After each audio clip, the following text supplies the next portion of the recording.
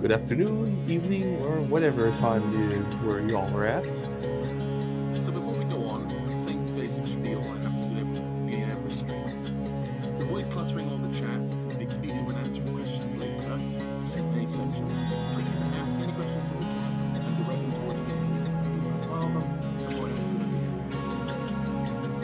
Now moving on, our guest tonight is an up-and-coming author in the community, a writer of a short story which has previously featured on the show, Vena Cava.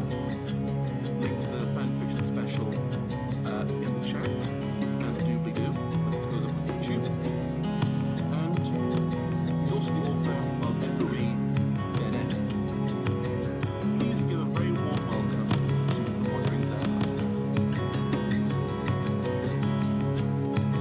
Don't sue me. Okay. Here you Don't are. shoot you. Yeah. Excellent opening. Fantastic. So, going forward, I do think that you'll be able to see this. There will be a chat stream on the screen. This is mostly for the benefit of the viewers who will be watching this on YouTube. Okay. Hello, chat. I am the Wandering Zebra, and I write zebra words. Yee. Zeeb words. Zeeb noises for everyone. And not just any Zeeb words, but angry Zeeb noises. So, let's begin with our first question tonight. And to begin at that beginning, we'll begin with this. Let's start with your literary works. Dead End focuses on a bandit as its main protagonist, and Vena Cava follows, to put politely, a very disturbed griffin. Both of these characters would be hard-pressed to be called heroes of any kind. Why did you go for this particular angle? Well, I guess I should actually begin with how I actually start those stories. So, those characters were actually made first before I made any plot at all for the story that they're in. Like, Fisha was originally a PNP character I used for a group that fell apart, like usual. And Vena is actually a character from Dead End that I just when I saw a contest for a short story, I thought, I have this character that I've been building in my head and sort of want to get more content for her, so I might just have her feature in this short story as a sort of exercise for myself, as well as to win $50, which I won.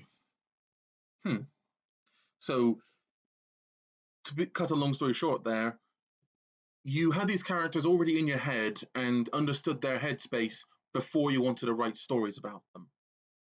Well, I had a lot of work to form out my protagonist's personality in order to get the character arc that I wanted for her. Like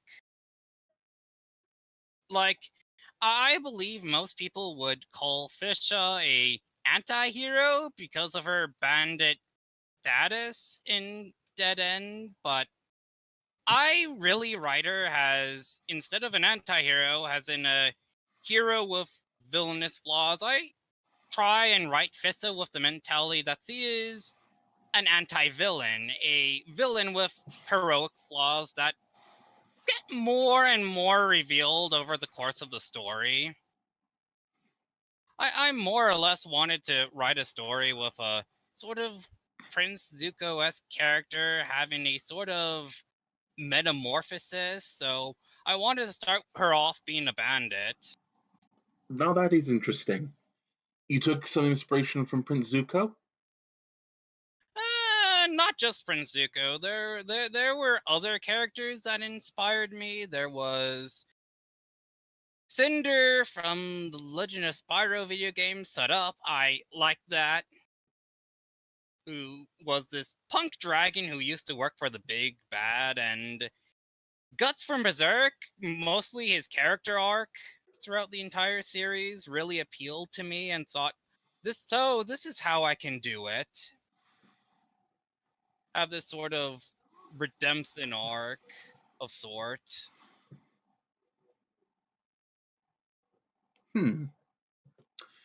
That is interesting. Like I probably should be more coy and not reveal the fact that this is a story about redemption, but It's a story about a bandit dealing with the people who betrayed her. If it doesn't just and also scream her past redemption, and also her backstory. Like, but yeah, that if you just read the blurb on the front of your fic, it just screams redemption, redemption, redemption. is that a bad scene or? That's not a bad thing. That just means Nah, that the dense motherfuckers amongst us can get it clubbed into their head. I hadn't actually looked at my blurb in a while, and I worried, does it actually convey what story I'm going for? But I guess you just answered my question. It actually works. So Like, this is just because I understand the tropes. Like, you start your anti-villain on a path of just getting even. They continue yeah, getting even and discover along the way that being good isn't so bad. and that he's basically trying to get the respect of people who, let's face it, are complete and utter assholes who are going to betray her anyway, and honestly will make her feel good anyway. Yeah. Which is this is the friendship is magic part of the story.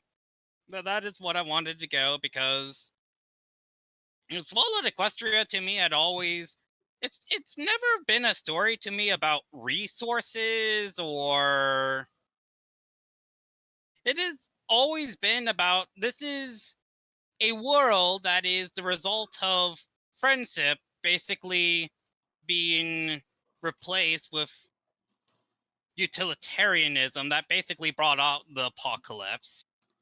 Hold on there, friend. Don't try and bring philosophy into this, if my tongue will work with Okay. me, because this will get murky real quick. And we're not talking murky number 7 here. All right. So let's move on to our next question. What was the inspiration behind both of the fics themselves? Which one you want to write about? Whichever one you want to talk about first, sorry. yeah, so I'll start with Dead End. So I had a lot of inspirations, FOE being one of them for obvious reasons. I wouldn't be here.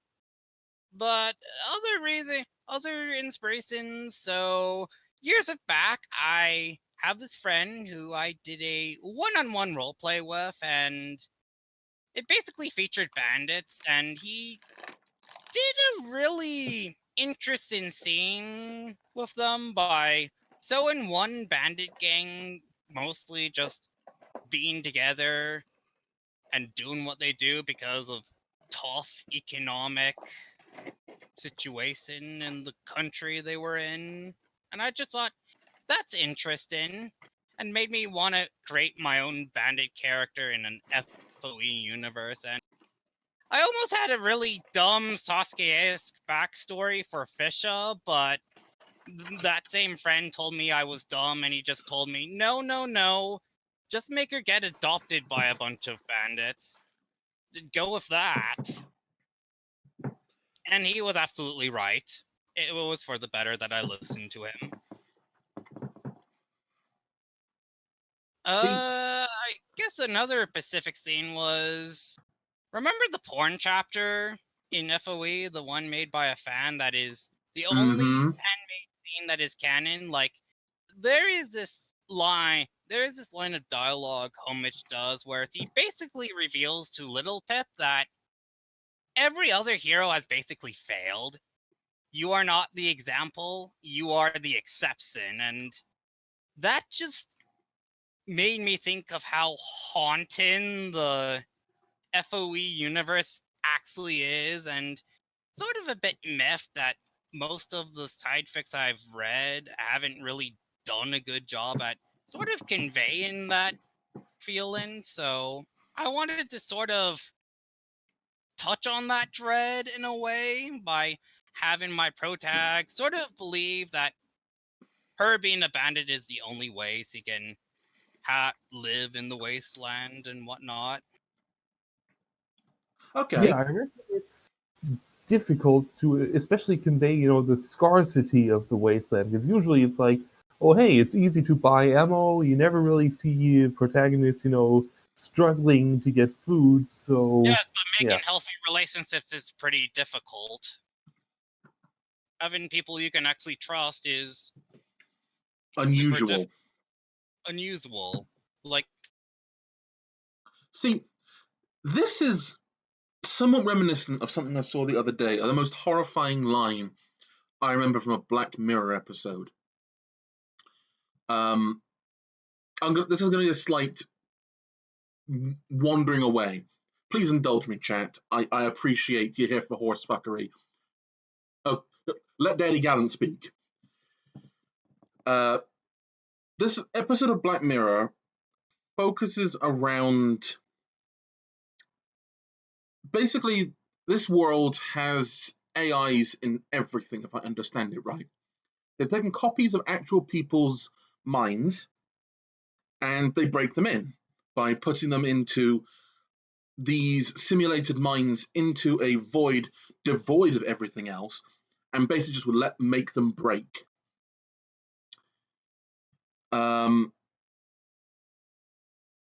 They then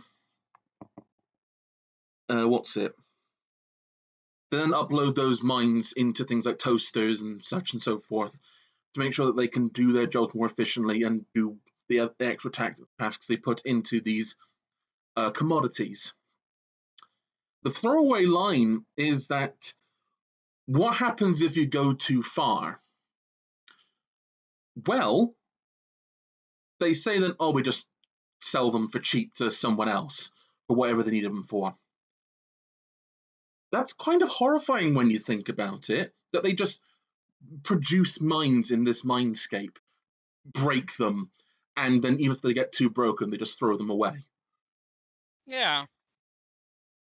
I can see where you're sort of going with this, like, sort of,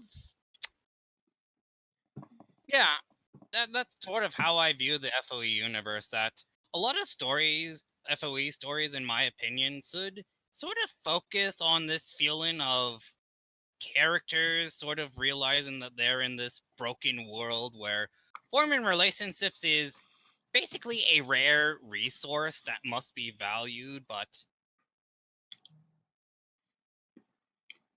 there's a lot of interesting angles you can actually take it, and I sort of want to try and do that within Dead End, and maybe some future FOE stories in the future. I can't make any promises, but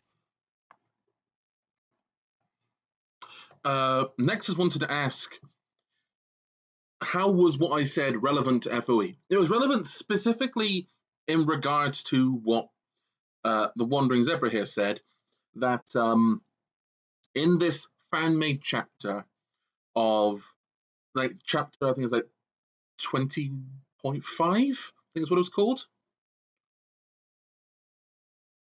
Whatever, it was basically the sex chapter between that what happened at Tenpenny Tower with Homage and Little Pip. There was a throwaway line in that suggested the wasteland is a lot more destructive to the idea of heroes than previously suggested. So I wanted to draw the similarity here, that this throwaway line in a similar piece of media that's trying to be dystopian is the most disturbing part of it. That's why I said it was reminiscent of this. that people can just be broken and the whole world will just move on.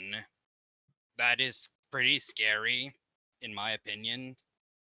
And that's a fear that I kind of want to...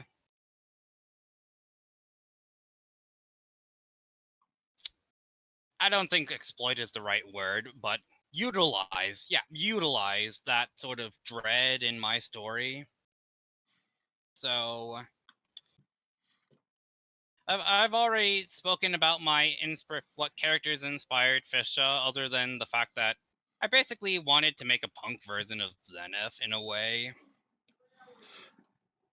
By adding even a thimbleful of personality to Fisher, you have more of a person than Zenith. Yeah, not to gripe on Zenith, but see, I think I've heard Kat admit that she felt that she hadn't done enough for Zenith, and she kind of hasn't done much, but she's still a cool character in my opinion. But anyway, Vena Cava. So, like I said, I just made the story with the mentality, what would a story featuring this character be like? And I kept thinking of the whole story has some long anime music video when I was writing it.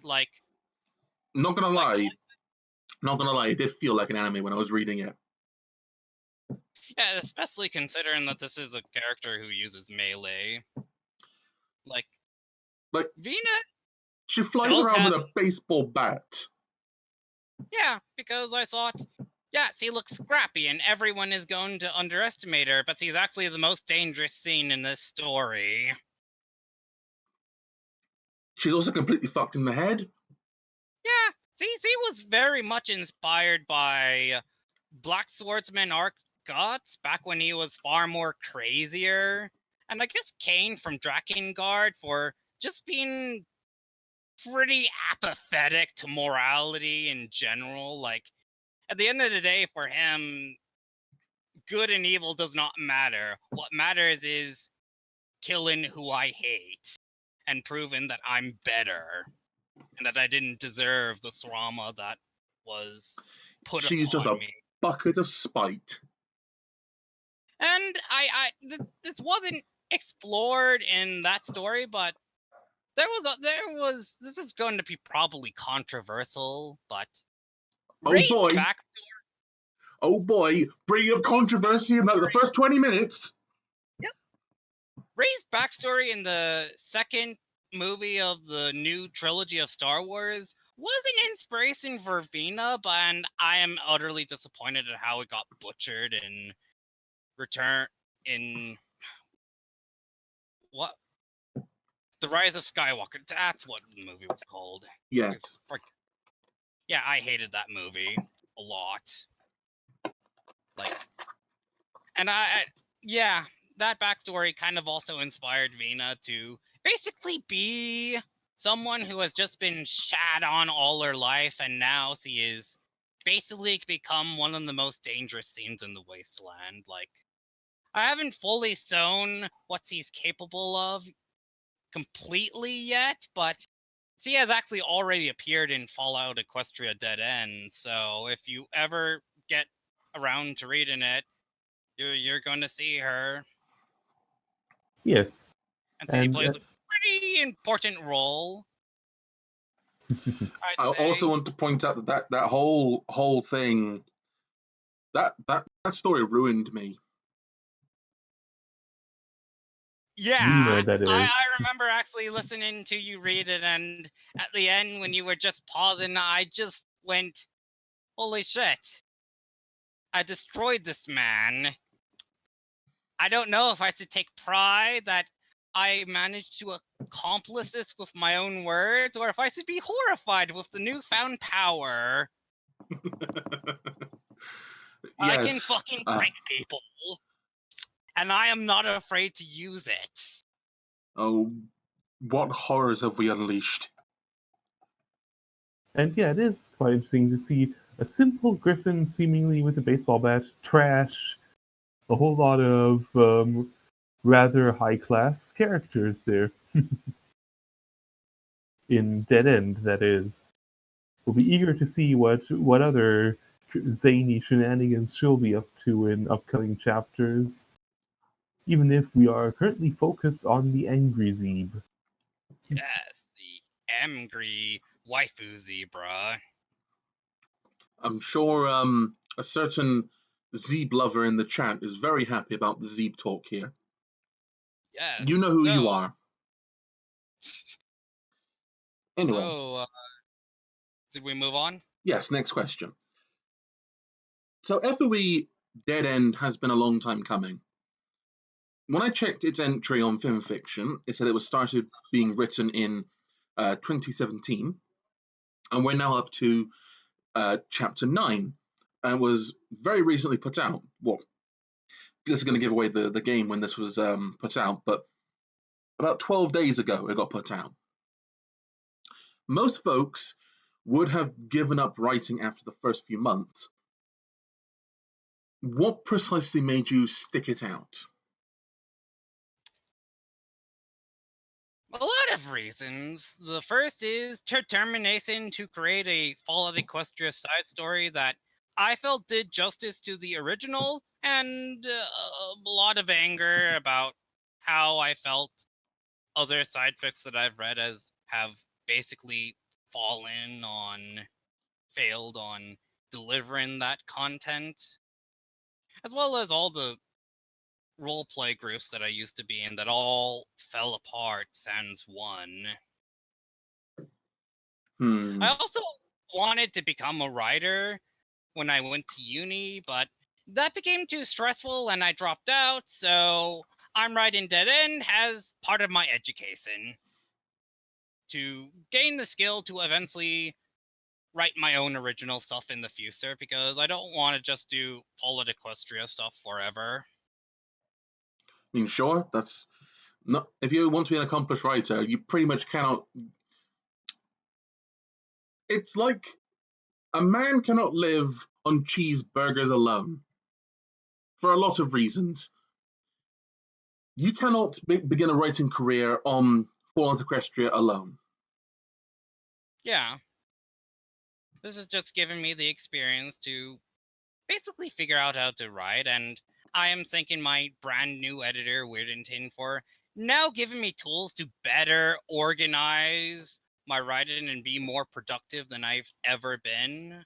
And I mostly survived because I knew what I wanted to do with Dead End. I had a plan, I had a character arc that I wanted to do, and I always had in mind what the ending would be, who the final bad guy for Fissa to overcome would be, who her friends would be, and it's even more guaranteed that I'm going to survive because my new editor has basically helped me create a brand new outline that made me figure out just how long this story was going to take. And as of right now, our guess is that Dead End will take about 35 chapters and an epilogue to complete. Like, it will have 35 chapters and an epilogue. That is what I have so far. That number may change, but hey, and now I'm far more organized. I have a road to follow, and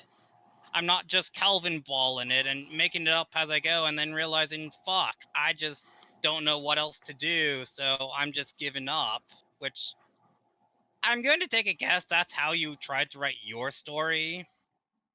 I guess I should be honest that I actually had checked it up. Yeah. Oh, wait, what? But yeah, I actually checked up your story out of curiosity, but I honestly didn't read that much into it. Do You you actually mind managed me? to find it, and you managed Yeah, to get past the hermetic seal. yeah, yeah. I I guess found it. I guess Found now it. I'm being I interviewed. honestly didn't read much into it because the blurb was basically, I think, just the plot of Fallout Equestria copy pasted onto it, and the starting sentence in the story was "War never changed," and I always automatically assume a story is bad when it does that. Specifically, a Fallout Equestria side story. You hurt me. Yeah, I'm sorry. There are Damn it! The cat has some decided to comments. enter my room. It heard you were talking shit, and now it's come here to attack you. Oh no.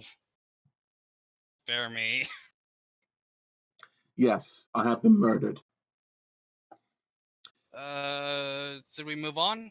Yes, sure. Let's move on from my shame.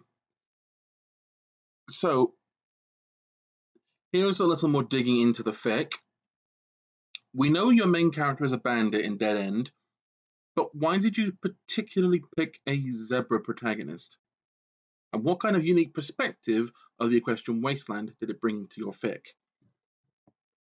So, what reason do you want to hear first? My somewhat intellectual reasoning for choosing a zebra as the protagonist for my story, or my real reason? Whichever one you think is least pretentious.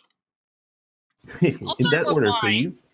I'll start with my fancy reason. So I've always thought that zebras were underdeveloped in FOE, since Zenith was really the only adult zebra in the story who actually gave a shit about the pre-war history. C was the only one who had a say in what the zebra's side was like, and I wanted to take my own take on a zebra, because of the backstory for Fisha. She actually does not really know too much about her zebra heritage. She doesn't know about the fact that zebras fear the stars, or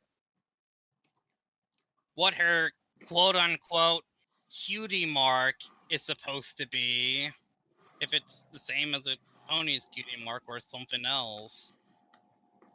And I remember that there was this one dude who I shared my concepts for Fisha with, and he just told me, dude, you should have just made an Earth Pony protagonist, because that's how she behaves. And I was insulted, but I thought, she sort of is a pony with stripes. I'm going to make her be self-conscious of that and actually use that. I mean, I always thought in my head, at least as headcanon, when it comes to zebras that have only ever lived in Equestria, have only ever known how ponies live and how they believe. I don't think that zebras born into that world would realistically have the same kind of boogeymen as zebras born back in the homelands. Yeah, the way I'm currently trying to do it is that they're pretty much a scattered people, and there's only a few people who really try to hold on to old traditions. There's no zebra Al-Qaeda. I do not want a zebra Al-Qaeda. Oh, you're talking about the remnants. Yes. I don't want that. And I guess also because I thought it would be a selling point for my story if my protag was, quote-unquote, the striped menace to Equestria. There's something that appeals to me about outsider characters, but my actual real reason... Was it just like Zebes? I just wanted a punk zebra as my protag. Do I need to explain more? I just wanted a punk zebra. I mean, yeah, I suppose you didn't need a better reason, but still. I at least gave a better reason. Yeah. I don't even know where to go from that one there, because it like, nothing wrong with that reason, because it's a legitimate reason. You're just surprised at how simple it is. No depth, no extra thought needed, just like Punk Zeb. Yep, pretty much. No point in pretending that there's far more depth than I really had. Anything you want to add, BG? Nope. I have nothing to add to that in the moment, but yeah, just going to add punk to the list of descriptors of angry punk Zeb waifu. Well, perhaps you could also say, has it given you any kind of unique perspective on the equestrian wasteland, more so than you already have explained? Yeah, pretty much. That as well. Could you be so kind as to elaborate further, if you could? at me as I shamelessly try and pad for time. To elaborate on how her thought process is far more unique than that of a pony protag for an FOE effect. That would be good, yes. If only to satisfy my Zeba file in the chat.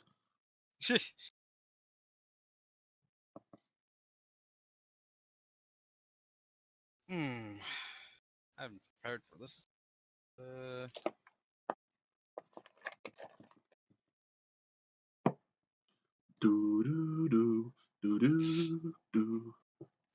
Don't stress me out. It's still trying to articulate. This is what I get for asking off-the-cuff questions, isn't it? Yes!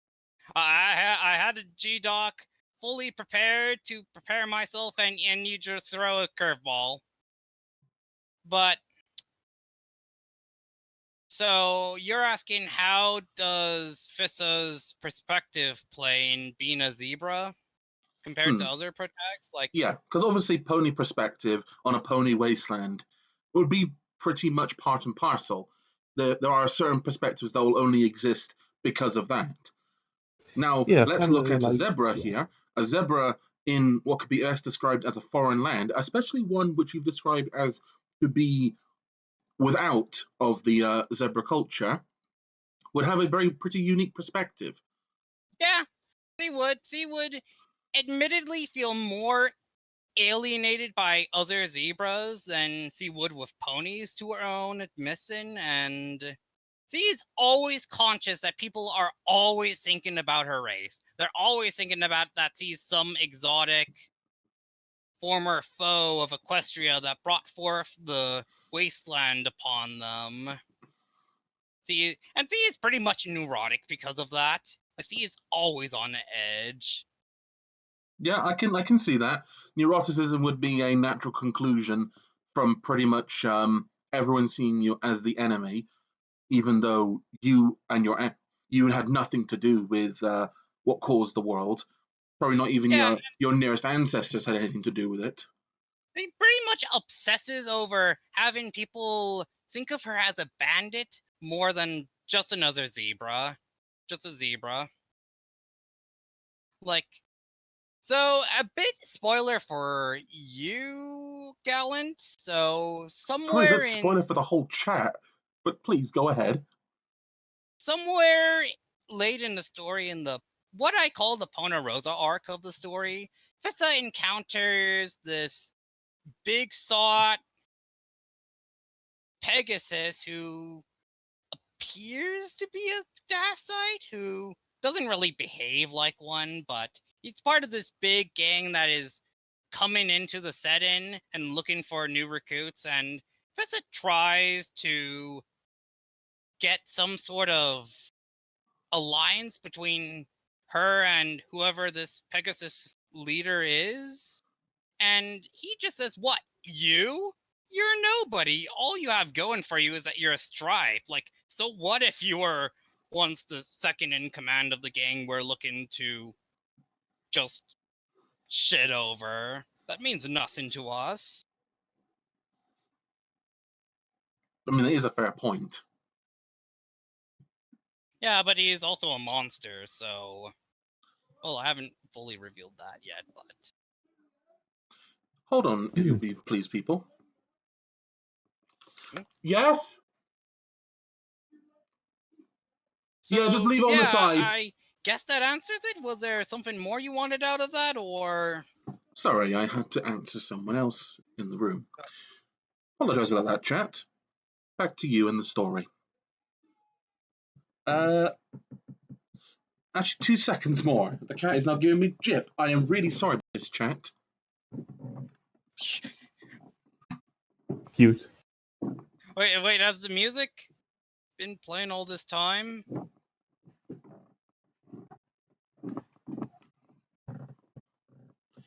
No, the music has not been playing all this time. I did turn that down. Okay. But yes, I am so sorry, chat. I am so sorry that I had to humanize myself there for a minute. There was a cat? Ugh. Anyway, next question. So, I know that there is a little bit in the story that you depict jingoistic propaganda of the pre-war equestrian government during the story. Where did this all come from, in your opinion?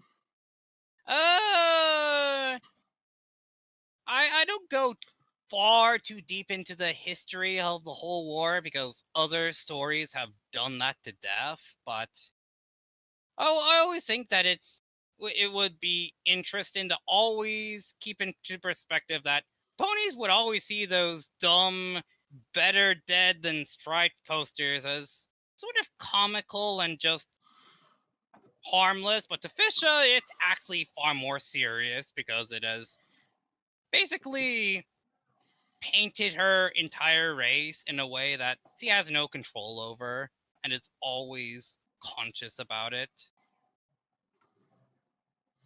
That's pretty much it. I actually haven't really gone too much into the jingoistic propaganda of the war, but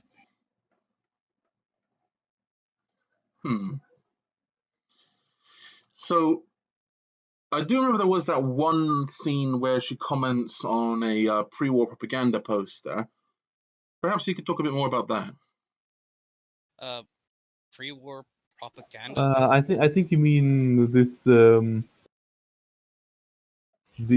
think it's more like when Minty talks about Oh, you're referring yeah. to that paragraph that I said. No, that was a porno mag. That wasn't propaganda. Minty Oh, was just going. Yeah. Yeah, let's give the audience some context here. So basically, she has this really doofy tribal companion who really likes that, loincloth wearing noble savage stereotype of the zebras. And Fisher ain't having none of that. Yeah, he straight up just tells Minty, yeah, I'm not some fetishy salmon zebra, so I'm pretty much hoping that's not the only reason you're sticking around me.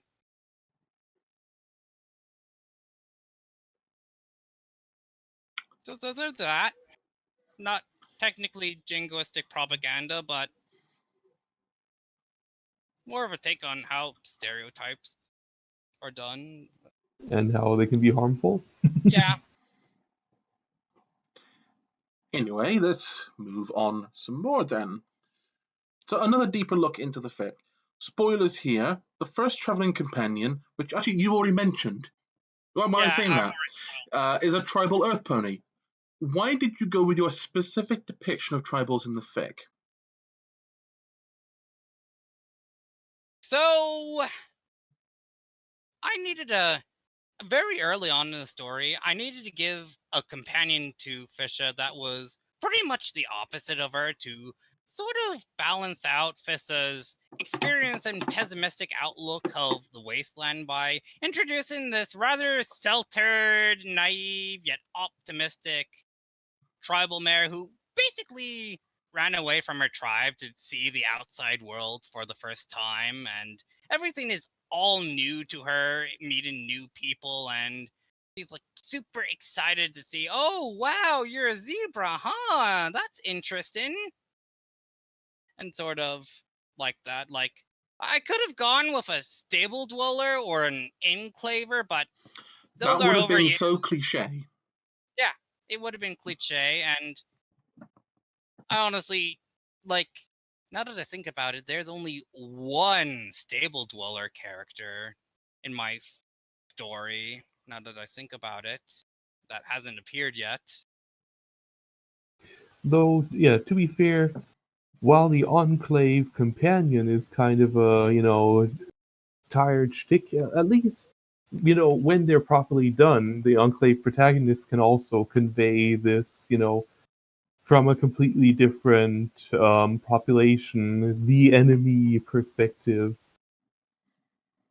Yeah. But this is like takes place 2 years after FOE, and as far as my story is concerned, the Enclave is gone. They have basically been defeated. and my story hasn't really gone too much into it, but there are a few Pegasi characters sprinkled throughout the story for Dusty to be excited for, because I know he likes that. Don't bring it So up.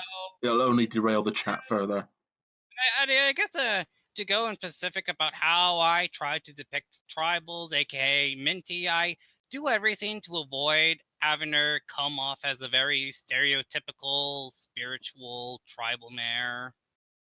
I think a friend of mine who read the story when I described what Minty's tribe was like had told me, Zebra, you didn't write tribals, you wrote rednecks.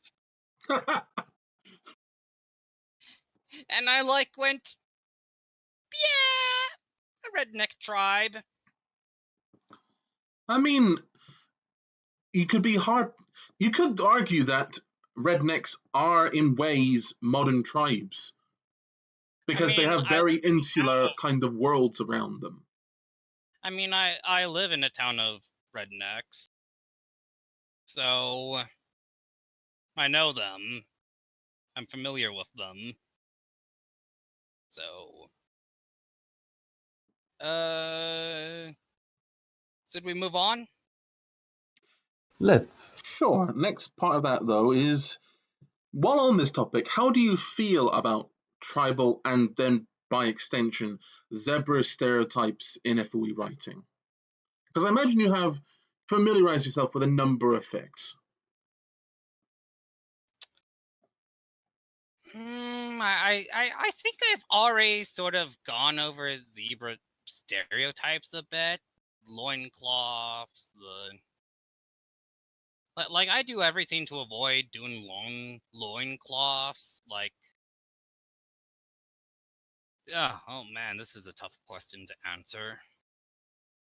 I thought you said you'd prepared the questions in advance. Jesus Christ! I thought I did. I just try to do everything to make them not feel like a complete and utter racial stereotype. I'll just put it there. Mm-hmm. And I try. And yeah, I think I've already answered how I try to depict tribals and avoid tribal stereotypes. This isn't in the story yet, but I plan to have one of Minty's tribe mates make a joke to one of the characters going, wait a second, you don't wash your hands that often? And there would be this sort of reaction, wait, you wash your hands? And the tribal goes, of course I wash my hands. What did you think we are, savages? And inevitably, what are hands? Oh, fuck. Oh, fuck.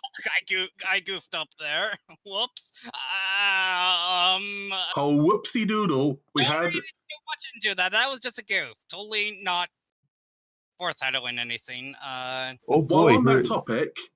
Now I'm going to headcanon that Minty's tribe all have robo hands like Blackjack. No. So on that topic, though, everyone, wash your hands in this trying time. That is all. So, on to the next question. Yee. So let's go on to stereotypes in more broader senses. How do you avoid used or potentially bad stereotypes in your work? What do you consider to be overused or bad stereotypes in fiction in general? See, that is a good question. So I think an overused stereotype is that Earth ponies are all farmers. That's an overused stereotype. That doesn't have to be the case. All Earth ponies are mechanical savants. That's also overused. Bad stereotypes are that zebras are just a Chinese, African, insert modern racial stereotype here stand-in.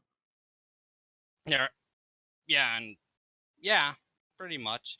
I do everything to avoid that, but what I would consider to be a pretty... God, I had written something that I thought would be a bad stereotype. It's not really a stereotype, it's just a habit that I hate seeing in side effects in general. The words "war never changes." I hate it when side effects do that, and I will explain why. So it doesn't make sense. It makes sense in the Fallout world, but in Fallout Equestria, which is set in a setting that in the past had never had war. War was completely new to them, so how could war never change if I mean, war I was... would argue that war for ponies wasn't a thing that they did for over 1,000 years. But Yeah, for zebra, it's implied that war was a thing, an ongoing thing that did happen with them. And griffins, it's also implied that they did the same thing too.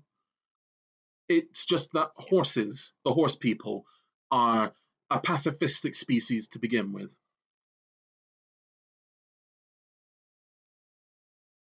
yeah. Yeah, but that still makes it somewhat out of place when, a And pony it just gives protagonist. me the impression that whoever is writing it doesn't really fully grasp at least what I think the theme of Fallout Equestria is, which is basically the land friendship for God, and this is a wasteland where friendship is that rare resource sort of theme that I don't think many people in the fandom really think about too much, because they're either thinking about doing the same scenes the Fallout games did, or I don't know. I will admit that I haven't read that many side fics, so I'm just Hmm. speaking of the types that I have read. And always seeing War Never Changes just gives me the impression that it's going to try and say something, but it will fail at saying that, is what I'm getting at. So You okay? I guess that's all I have to say. I was wondering if you're okay because your voice went suddenly a bit weird. Was it? Like you dropped like 2 octaves lower. Uh, might be because of my shitty mic. Hang on. Possibly. Oh no, Gallant, you have exposed them as homage in real life. What'll we do? Okay. Um. Okay. Do I sound better? Yes. Okay. I just have the mic on my headset closer to me now, so I'm hoping I'm not too loud. Um. Yeah. The chat is saying it sounded like you got punched in the gut.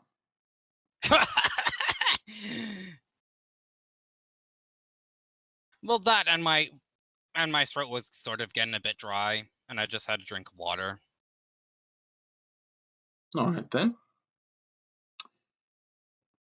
So let's move on to our next question. Many fics have a lot of unique tech that can be weapons, armor, or MacGuffin only found in their region. For example, PH has EC1101 as a MacGuffin that only Oh, exists he's in its got world. EXE. Ouroboros has the diving suits and pseudo ghost weapons in it. And Heroes has a certain mountain as a MacGuffin too. How do you feel about that? And how have you added such things to your world in Dead End? Okay, so I guess I'll start with the fact that I I don't think MacGuffins are a bad storytelling element. You can do interesting scenes with them, but ever since PH, I've just been burned out on mystery MacGuffins. So I just decided, yeah, I'm just not going to do that for my story. Plus, there's really no place for me to put a MacGuffin like that in the story, so I'm not doing that. But in terms of the technology, weapons, armor, or etc., like, I've kept Dead End, at least at the start, relatively low tech, though there have been instances of ponies using laser rifles. And I guess the most advanced technology that I have introduced that I always keep fearing that people will think is a dumb idea is a working motor wagon, a armored RV of sorts that is basically belongs to the protags. That is basically a Mad Max mystery machine that I have called the Timberwolf. I'm not sure if you think that is utterly stupid. Certainly unconventional, if anything. Like every story does have some means to justify fast travel around the world because it's a useful narrative device to be able to get where you need to be, or rather, just miss out on getting where you need to be. Well, So, that, and there's also a character in the group that is pretty much very attached to that vehicle and pretty much plays a role in keeping it maintained and whatnot. So there was also that, giving a traveling companion something to do. okay. Well, let's be. And I guess on a bit of unrelated topic, there is no pre-war conspiracy. I'm not doing that. Aww. You don't want a Yeah. conspiracy? Well, how are you going to finish your PH checkbook? I don't want it. It didn't fit. It didn't belong in the story I wanted to tell. Everything is about the present. Yeah, that's probably a good thing. Actually, because it's a good idea to share this around. PG, would you be so kind as to get the main, get Dead Ends and post it in the chat for the viewers tonight? Aye, sir. 2 people have gone saying fuck. Yes, and I agree with them, because they're right. Like, not everything has to be involved in your massive pre-war conspiracy to destroy the entirety of the equine race because you think that your PP isn't big enough. Yeah, what's wrong with just having the plot happen because characters are engaging with the setting in their own interesting ways? Like, I personally... Why can we have more of that? Why do we always have to have this dumb pre-war conspiracy that often or not just turns out to be a wet fart? Yeah. Like, well, I wouldn't say it's a wet fart, at least in PH's case, because it's a real incredible threat. But my god, is everyone so fucking dense about it. If you could harness that density, you could create a neutron star from its density. Yeah, and I just thought that if I did a pre-war conspiracy, my readers would just get annoyed and probably stop reading. Like my philosophy as a writer is that your job as a writer, you're basically a drug pusher. You are supposed to get your readers addicted to your words so that they will consume every scene that you write and demand that you write more to give yourself validation points. A writer who fails to do that sort of fails to be a writer, in my opinion, which is admittedly a very hard task to do. I mean, not everyone can do it, otherwise everyone would be writing works that people would be just craving more of. Everyone would be writing a big epic story. Yeah, it's a fucking dumb threat. Anyway, you don't mind if we take a break here for now? Sure. How long? Sure, it's a bit early normally for our break. We usually have our first break after we finish the interview. Oh. Oh, wow. I didn't think we were... I was thinking that we were halfway through it. Yeah, No. sorry about that. When we reach the end of the interview, we will have a break and you can get some water or relieve your discomfort, as it were. We have only a few more questions to go. Okay. Yeah. I just wanted to get some more water and use the restroom, and usually, I guess I'll admit this, I do pace around a lot in my house as a means of collecting my thoughts. So I'm like a man who cannot sit down for too long, or else I will go insane. Go in It's just- cray-cray. Yes. Yeah. Let's just imagine Fisher doing that as she worries about getting double-crossed by someone. Yeah. But yes, last couple of questions.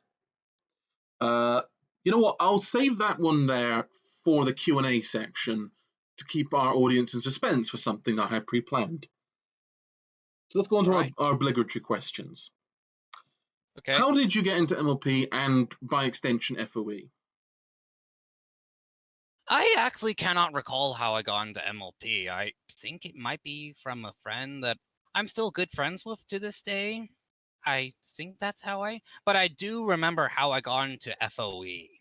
Like, this old Steam friend of mine, I was pretty young. I was in high school at the time, and I was very stupid on the internet. I mean, everyone was stupid on the internet, so... Yes. And this guy had told me about Fallout Equestria and how it was a really cool story to read, and I got curious, and I think I wound up founding the Fallout Equestria wiki, and I was utterly surprised that it had a wiki. And I read a few bits about it, and I kept thinking, wow, this looks like a dark, twisted Disney/Don Bluth movie, but with adult themes and such.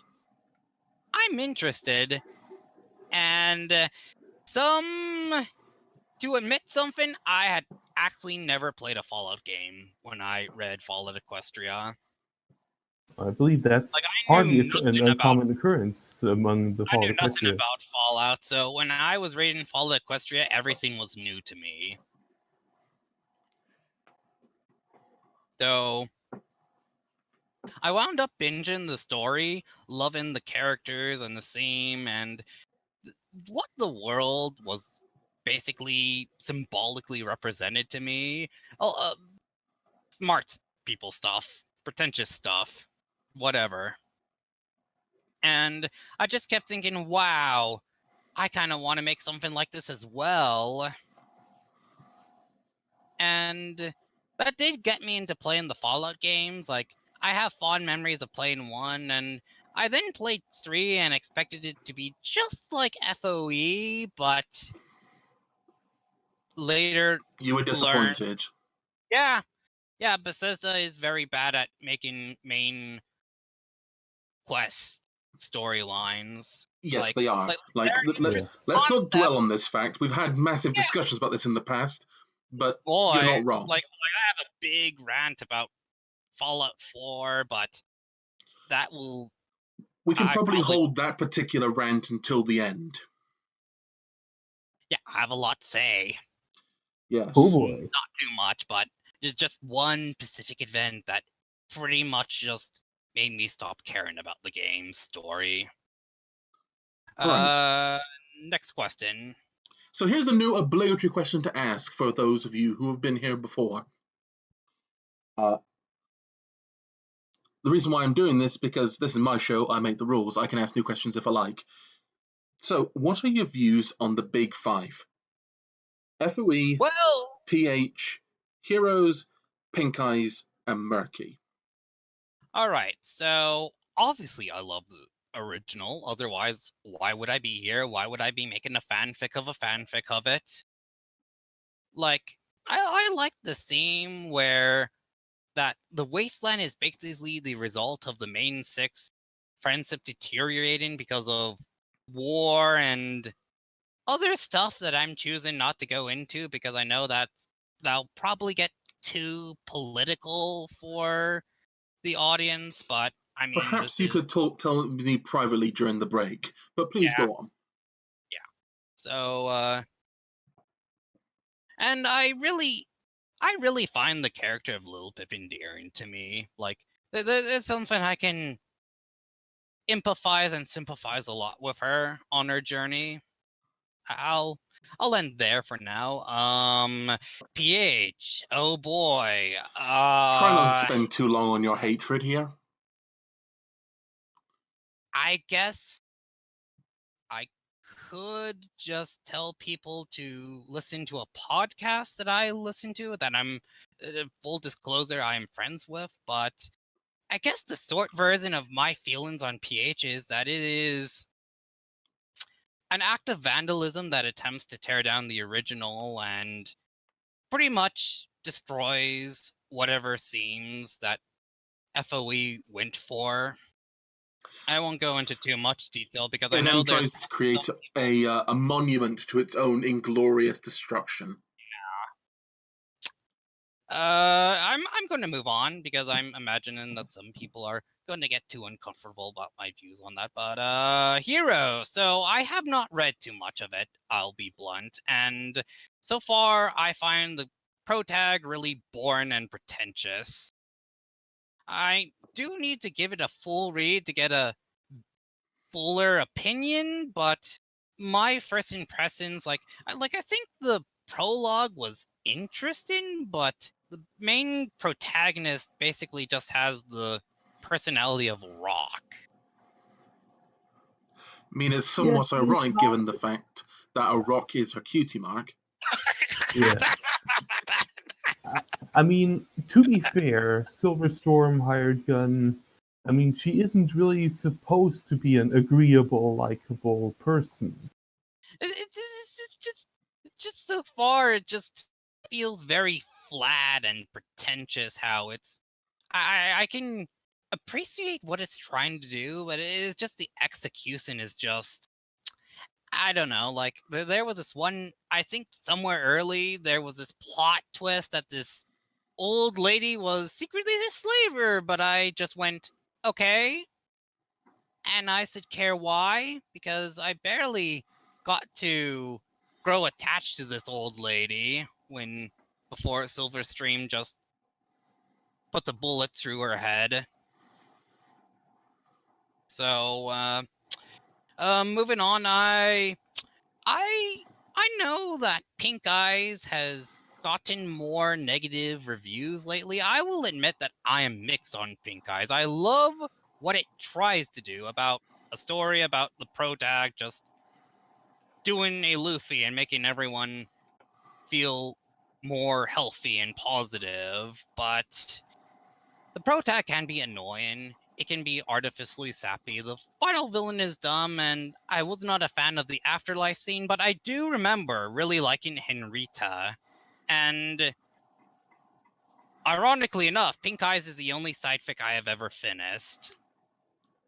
So Can't fault you for that, considering the epic lengths of Murky and Heroes yeah. and Project Horizons. So Murky number 7. I have only read 2 chapters. I have been hesitant in the past to really read it and sort of worried that it'll have the same pacing issues as Project Horizons does. But a friend from that podcast that I vaguely mentioned is a really big fan of the story and sings praises for it a lot. And that has been making me want to read more into it to get a better perception of it, but I am sadly busy reading 3 other stories. I mean, from my personal opinion of Murky number 7, I think it's a good story. It's like trying to open up the Doomsday Book. It's just got so much inside it. Like just a very, very slow pace. Like I have heard the authors say that the way he writes chapters is that they're all individual stories. I don't know how I feel about that, but yeah, that pacing is what is preventing me from really going deep into it. Like I believe it is a good story, but I still need to read all of it to really have my 2 cents on it.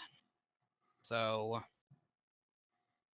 Okay, mostly pretty balanced opinions. So yeah, this is one that you warned me that you'd have some issues with. So what do you think about the FOE fandom in general, and how healthy do you think it is right now? And where is it going, in your opinion? Oh boy, this is the question that I thought, the moment I answer this, people are probably not going to like me. So, Well, you didn't come out to make friends. You came out here to have a conversation with me. yeah. So, I think it's an unhealthy mess. I have a list of themes to complain about. Like, the vast majority of FOE P&B games I've been in, they have all been garbage. Terrible group dynamic, very toxic, and just depressing games I've been in that have previously soured my mood about Fallout Equestria. So a quick side note, P&P games are pen and paper games. Think Yeah. of Dungeons and Dragons. I also get really miffed about how the fandom sort of comes off as a hate-dom to me. Like often I just hear people going, "Oh, I could have done this scene better than Fallout Equestria did. No, I Fallout Equestria should have been this," and I don't know. That just it just ticks me off. Like, I don't fully despise those people, but it sort of makes it hard to really engage with the fandom for me. I really As the get annoyed. hostess becomes very uncomfortable all of a sudden. I also get really annoyed that a lot of the fandom, instead of focusing on themes or character arts, they obsess over endless world building, or as I'd like to call it, trivia building, because often I feel side fics that obsess over world building in order to give off the illusion that their world is a real and well thought out world is they often fail at that.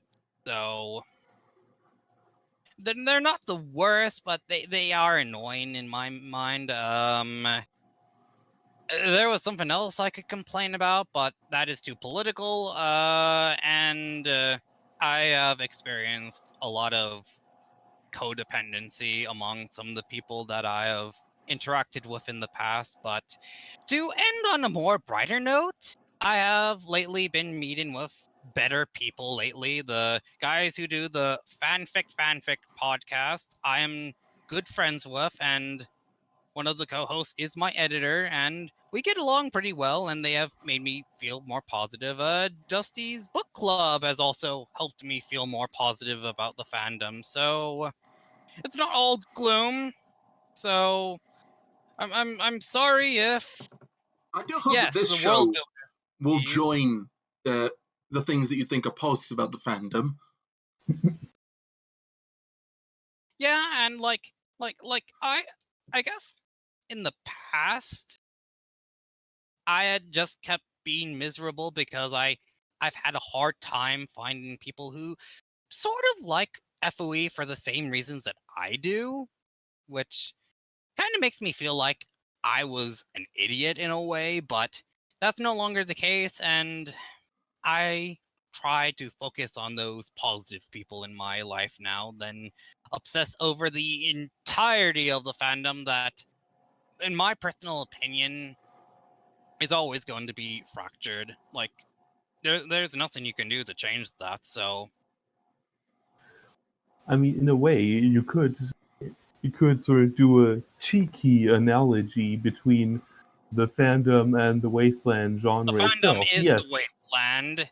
yes, it is All of the it question. is fractured, but it's up to individual people and eventually budding into groups and subgroups and societies to put in the work of making less toxic places and communities. And Which is sort of nobody what I'm says it's going to be going easy. for. It's upkeep and all. Yeah.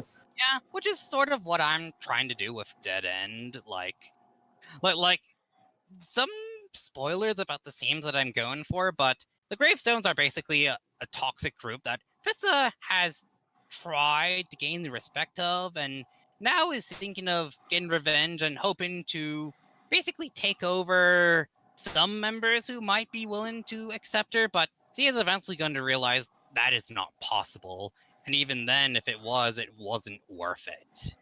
Yeah, because in holding a grudge over them, she gives them power over her, hey? Which I guess is another reason why I keep writing my story. Like, this is my way of venting out my frustrations with the fandom in order to feel exorcised of my demons, so to speak. I know that's going to come off as pretentious. I mean, it's fine. You're allowed your opinions, and you're allowed to voice them here. Like, this is the point of the show. You're allowed to talk about all of your various opinions. But I mean, this is anywho, just from my experiences. Like, everyone else will have different experiences with fandom. But anyway, moving on. yes, moving on to our final question before we break up. I do hope you did say you didn't read all that much of stuff that comes out of the fandom, but from what you've read, outside of the main like 5 fics, which one has been your favorite thus far? If you can't think of one outside of that, you can also include the I have main a few 5. that I'm liking. So, one that I haven't finished yet, but is showing a lot of promise, though the third chapter had a bit of a yikes scene. But I appreciate that the authors were receptive to my critique on that. Frozen Skies, I am liking it so far. I'm liking how it's avoiding the morning glory problem of just having the characters remain bootlickers to the Enclave and never get any development. Like, I don't know if the pro tags actually will gain development on their views on the Enclave, but I'm hoping so. So it looks promising. The crazy Griffin Hobo is an interesting character in it. Guys of Chaos. I need to get back on to reading that, but so far it is a really fun story. The whole protag used to be a horrible person, but now has amnesia and is good. Could be normy, but I feel it works because everyone the protag interacts with do not believe that, which kind of helped make it feel more realistic to me. And the fact that there's still a fragments of his old self whispering in his mind, like the Beast of Darkness and Berserk, is something I really like. So, I've read Speak, but I won't go into it other than that I would not recommend that story. Like, even if it got better, I don't think the first 19 chapters are really worth it. And I don't know if this would count, but I have also been reading Cat's Prey and have been enjoying it so far. It's been giving me some nice nostalgia about the prose that FOE had, which is Is a it sort of ponyfic at all, or? it's a pony effect. Like, were you people not aware that Cat's been like he actually recently finished it? It's 18 chapters long. Oh, Kit Kit Kat has been Kat's doing work Prey. Yeah. outside of this fandom. I don't think that they've made any other fanfics in the FOE universe at all. I suspect that Cat, I call her Cat. I don't know why everyone says K Cat. I just always think the second K is silent, whatever. But I suspect that he might have more written work out there. Like, I know that in the past he did some sort of Fallout 3 fan fiction or sort of role play scene in the past, but I respect their privacy. So, Fair. and there was one minor question that I was actually interested in answering, that what had been the weirdest I've read, and I actually have Yes. something to. So, there is I don't know if people are aware of this, but there's this scene called the ABCs of Fallout Equestria. There was a second iteration of that, and it had a story about two business ponies, I'll just call them, who are basically running a genocide train that needs to be fed the bodies of corpses, or else it will cause a genocide. And it was just pretty bizarre, and So the story has to cause a genocide to avoid a genocide. yeah. Okay, that is pretty wacky as a concept. How well is it executed? Really, it I don't want to be mean to the person who wrote that story. Like, I actually did give them feedback. I don't know if they really understood what I had to say, but it feels less like a Fallout Equestria story and more like a Rainbow Factory story. Oh God. Well, I mean, out of personal I mean, interest, could you there was link this. us? Yeah. There was this one character who was introduced, this kid who was named, given some backstory information, and he does fucking nothing in the story until at the end he goes to the protags and goes, "What are you gonna do with the bodies?" And the protag goes, "Ha ha ha, we're just going to throw them out of the train." And then the narration reveals that that's a lie, which the whole plot twist that it's a genocide train pretty well flat, because they basically spoils it very early. So Okay. But yeah, yes, little side note, if I may. So for the viewers, the ABCs of Fallout Equestria was this little project going on between multiple Fallout Equestria writers who each would contribute to their own chapter corresponding to a letter in the alphabet. So you can read it in any order you want. So I recommend that anthology for people to read. Yeah. I was almost considering of joining that, but I decided against it and decided to focus on a writing contest instead, because it gave me more creative freedom to tell the story I wanted to tell. So Yeah. And also Nexus brings up, that sounds a lot like it's an extended, haha, genocide, am I right, fellow memesters? yeah, it is. And I'm kind of sad that the genocide train never activated. Like it never activates in the short story. And I was thinking, oh, you have this supernatural genocide train that must feast on bodies, but it doesn't do the genocide scene. That's kind of disappointing. It's a Chekhov's gun that doesn't go off. Yeah, Chekhov's gun that never goes off, and isn't even that relevant to the story, because it's actually about the protags fighting against not Immortan Joe in order to protect a Mothmare who the protags, for whatever reason, can see the future. Okay, this is sounding like a pretty wacky fit. If you It want to get the is. link, please put it in the chat. But for now, let's go to our first commercial break. All right.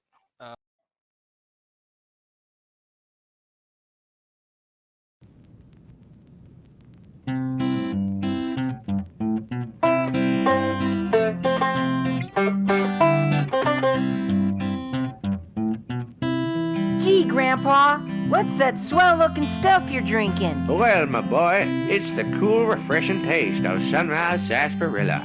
Unlike Sparkle Cola, Sunrise always stays smooth and carbonated, and there's no risk of death by radiation poisoning. Jeepers, that's keen. You said it, Grass Stain. Remember, kids, sip your Sunrise Sarsaparilla to keep you shining, sharp, and swell. It's the official drink of the Junior Steel Rangers. Sunshine, you'll be mine, Sunrise Sarsaparilla.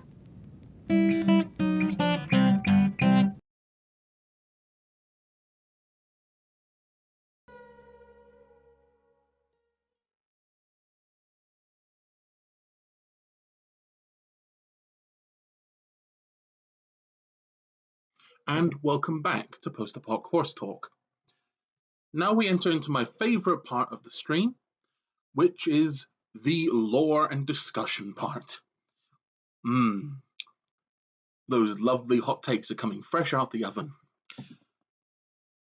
So, let's begin with our first discussion point of the night now. Okay. That is, should Canterlot have been destroyed? This is a returning question from quite a few months ago. As in when the Enclave destroyed Canterlot? Indeed.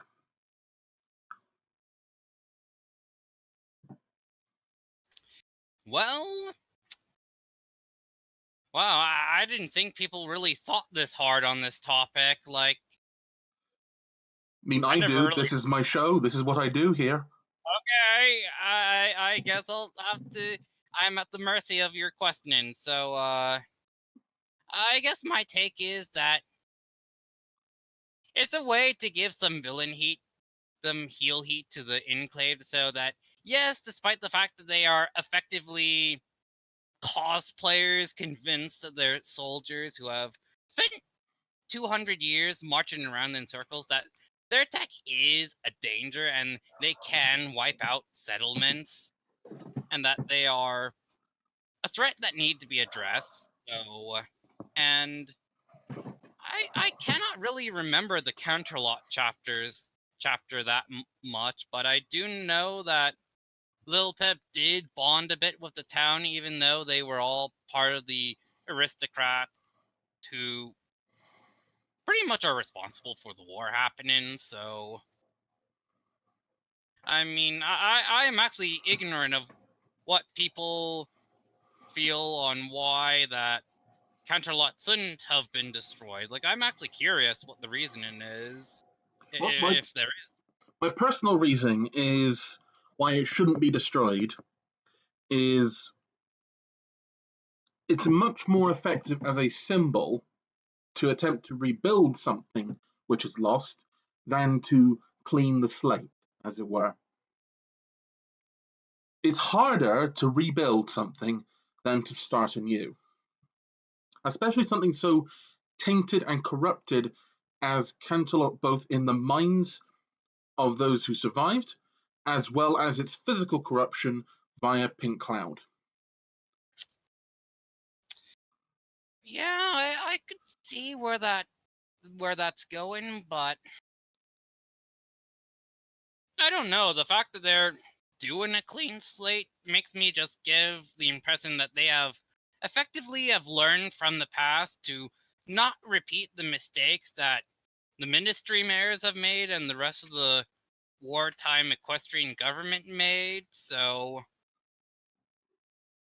I guess this is more of a bias from me than... Nexus brings up that that's not even relevant to the Enclave, though, but it is. They have to try and give up the pretense that they intend to return to the surface at some point. And what looks like a better propaganda victory to you, if you have to keep this pretense, that you eventually intend to clean the filth from the gutters that is what Canterlot has become, or just destroy it? Yeah, like I've already said this, that them destroying Canterlot was a way for them to show that, yes, they are a threat, even if they're pretty green. They still... So, I thought it was a decent way to build hill heat. I'm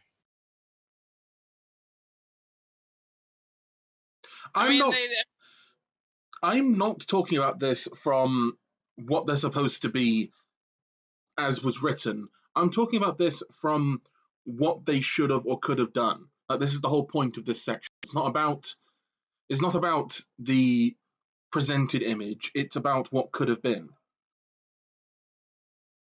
Yeah, and I don't know. I never really thought that hard about what would happen if Canterlot wasn't burned to the ground. So,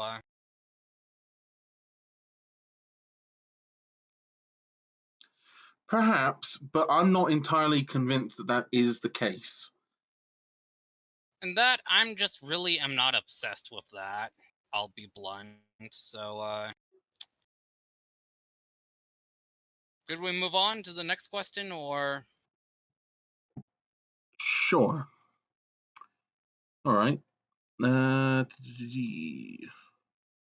All right. This one I think you'll have more thoughts on because it's a PH related one. Oh boy. So this was previously brought up in another stream. I didn't get properly answered. So everyone knows from the fandom that Golden Blood is pretty much the worst, the greatest villain that ever lived, as well as the most stupid person to ever lived inside the FOE universe. But he also did a very good job of presenting a certain picture to the public.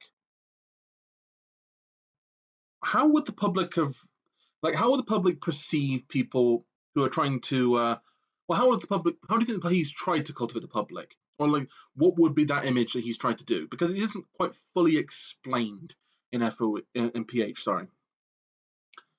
Honestly, I have no clue, to be blunt, because most of the stuff about Golden Blood that's reeled is all related to the fact that he's basically responsible for, I guess, almost the entire war, except I've heard in book 5 that it turns out it was this other villain who was behind it all along, and that Golden Blood did nothing wrong.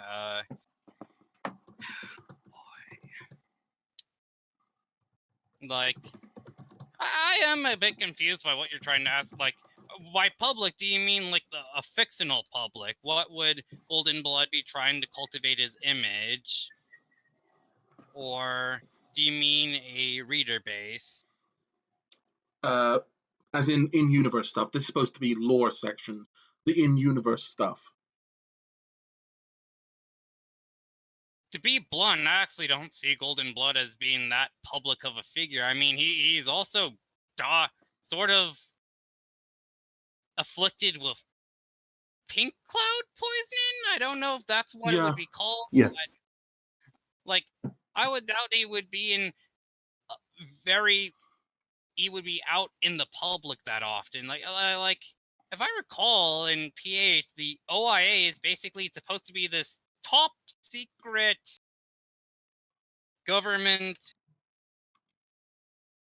wing organization within the equestrian government that, for whatever reason, there are memories about it littered throughout the entire setting of Hoofington that are just lying there for anyone to pick up and just view. So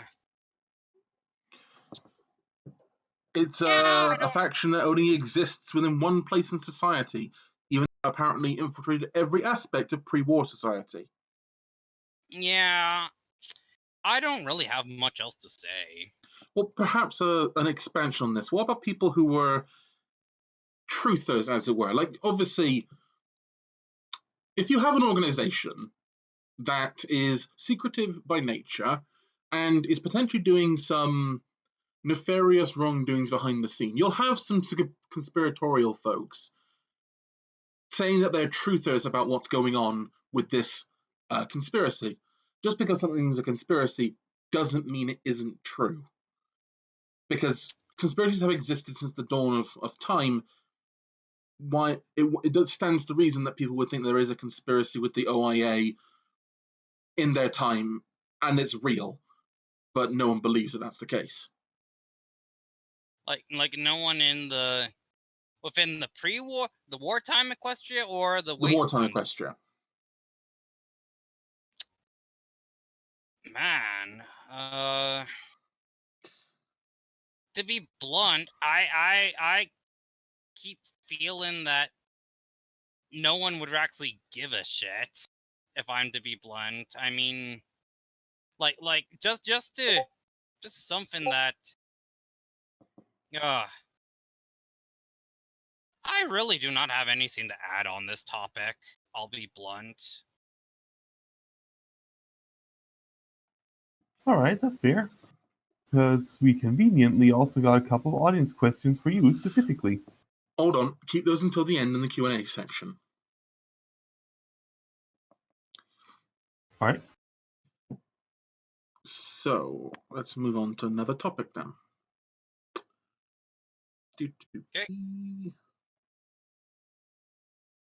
Okay, so this is a pretty vague topic. Okay.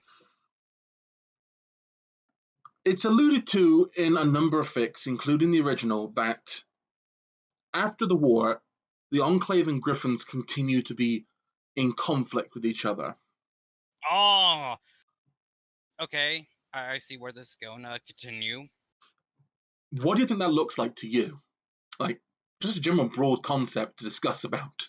So, I've actually have been in a sort of one-shot roleplay of that experience of the Griffins basically being forced off their land for the Kuffendwarfer to basically take control over the GPE. And this isn't canon, but I remember playing as this eccentric... Oh god, I'm making this about me. No, talk about it. It's fine. It's discussion here. Okay. So this was basically a game that basically started with the pretense that the Enclave wanted to have diplomacy with the Griffins, and I was playing as this eccentric hardliner Griffin by the name of Feathersworth the 4th and a half Esquire. Feathersworth the 4th and a half Esquire. Yes.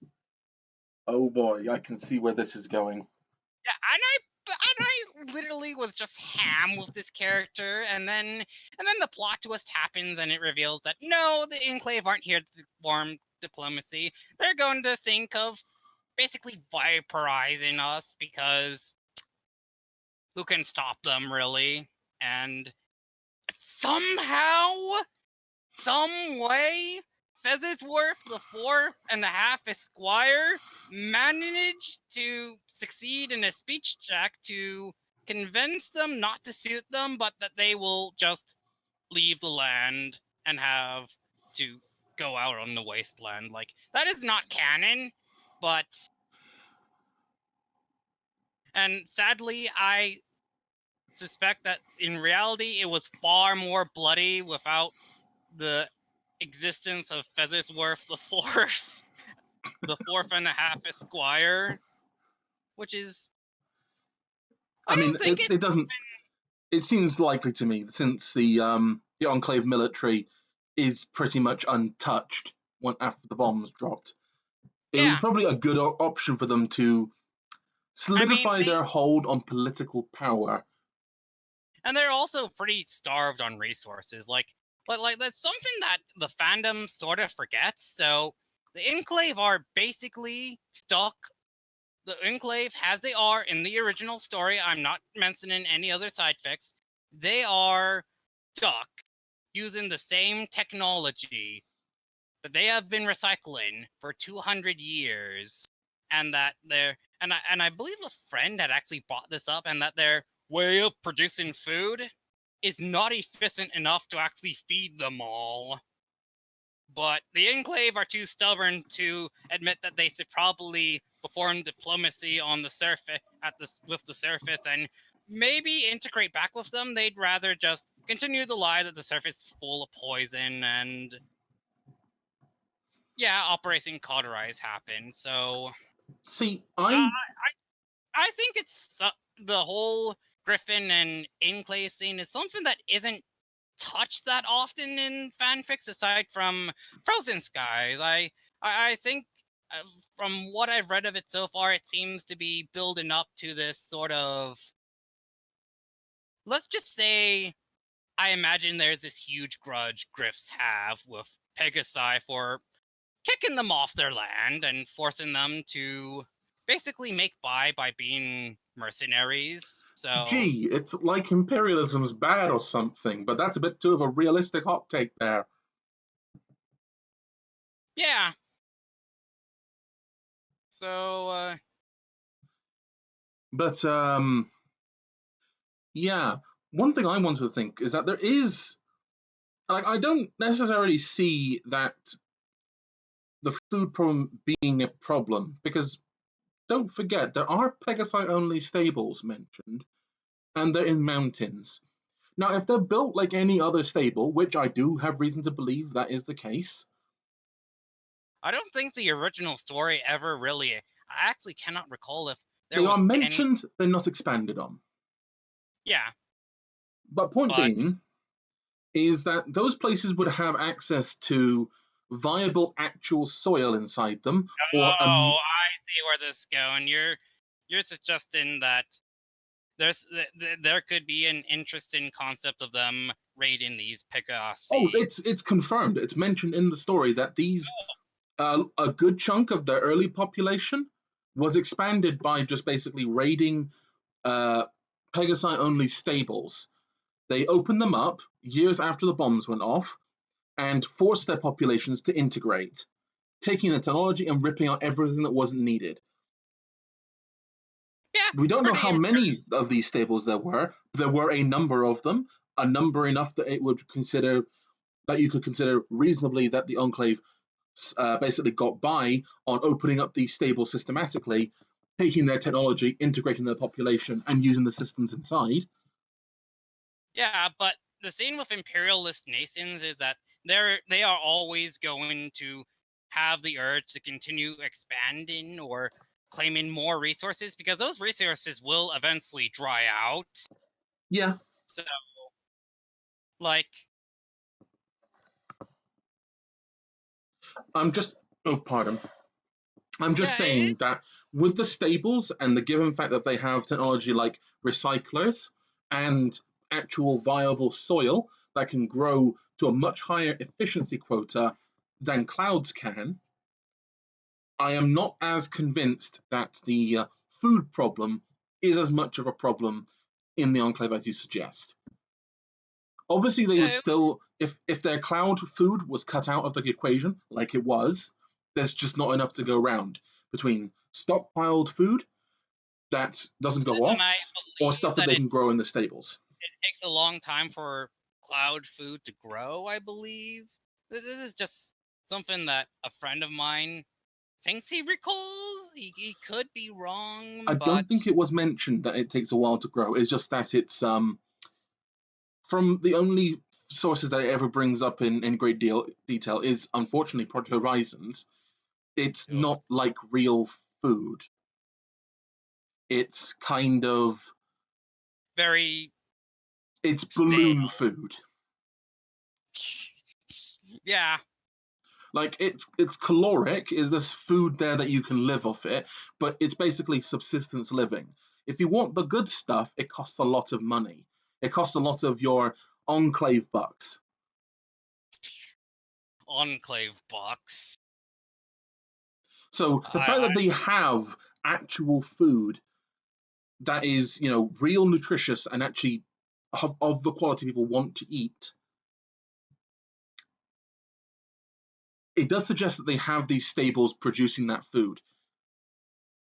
Because But you can't grow real food on clouds. Yeah. And I'm like, I don't know if there like how many Pegasi stable. Pegasi. Yeah, I know I'm mispronouncing it. A friend made a joke about how his auto reader on FanFic had kept calling Pegasi Pegasi, and I just picked up the habit. Yeah. We don't Did it know ever- precisely how many, but it's assumed to be several thousand, possibly even tens of thousands. I doubt it's 1,000. That is far too high of a number, in my opinion. Probably that's way too small, dude. Probably something like 5 or It's 3. a bit more. It's a bit more than hundreds. It's a lot more than hundreds because the stables would have held 1,000 each, and we don't know how many of those are. Even if there's just one, because they're mentioned, that's still more than your guesstimate there. So my more reasonable guess I is still that think 10,000 Pegasi stables is pretty far-fetched. I was thinking that when you were mentioning the stables, I was thinking, okay, but what if that's not enough to feed the entire Enclave? Not only are they feeding these Pegasi who used to be part of the stables, but they're also trying to feed their own. So I'm just thinking that in this scenario, one of the main, It's at least tens of thousands. I still don't think tens and thousands of Pegasi stables is. No, not just stable, just the Enclave in general is tens of thousands. Oh, that number. Not in just stable dwellers. I'm expecting probably about 3,000 to 4,000 maybe Pegasi stable dwellers. 3 to 4 stables worth. Yeah. Fuck. I'm just remembering something that a podcast that I've been listening to that I might give a link to. I don't know. I have been advertising it in most of the FOE servers I'm in already. So, but yeah, I feel like in a way those stables might not be enough for the Enclave, especially because again in an imperialist nation there always has to be this sort of forever war, or else people will start to ask questions and the whole state will fall, which when the curtain does get raised and the citizens do know the full truth, I remember that there was a civil war that happened. Oh yeah, that's not expended on either, which should be probably a discussion point I need to add in the future. I don't have much else to say about that, but yeah, I personally hold the view that there's an interesting idea of them using stables to try and continue food production, but I have the sneaking suspicion that might not be enough. I don't think there are that many Pegasi stables for them to take over, and yeah, that's my take. So, could we move on? I mean, we've kind of gone away from what we wanted to talk about. Yeah. But yeah, I suppose we can go on to our next topic.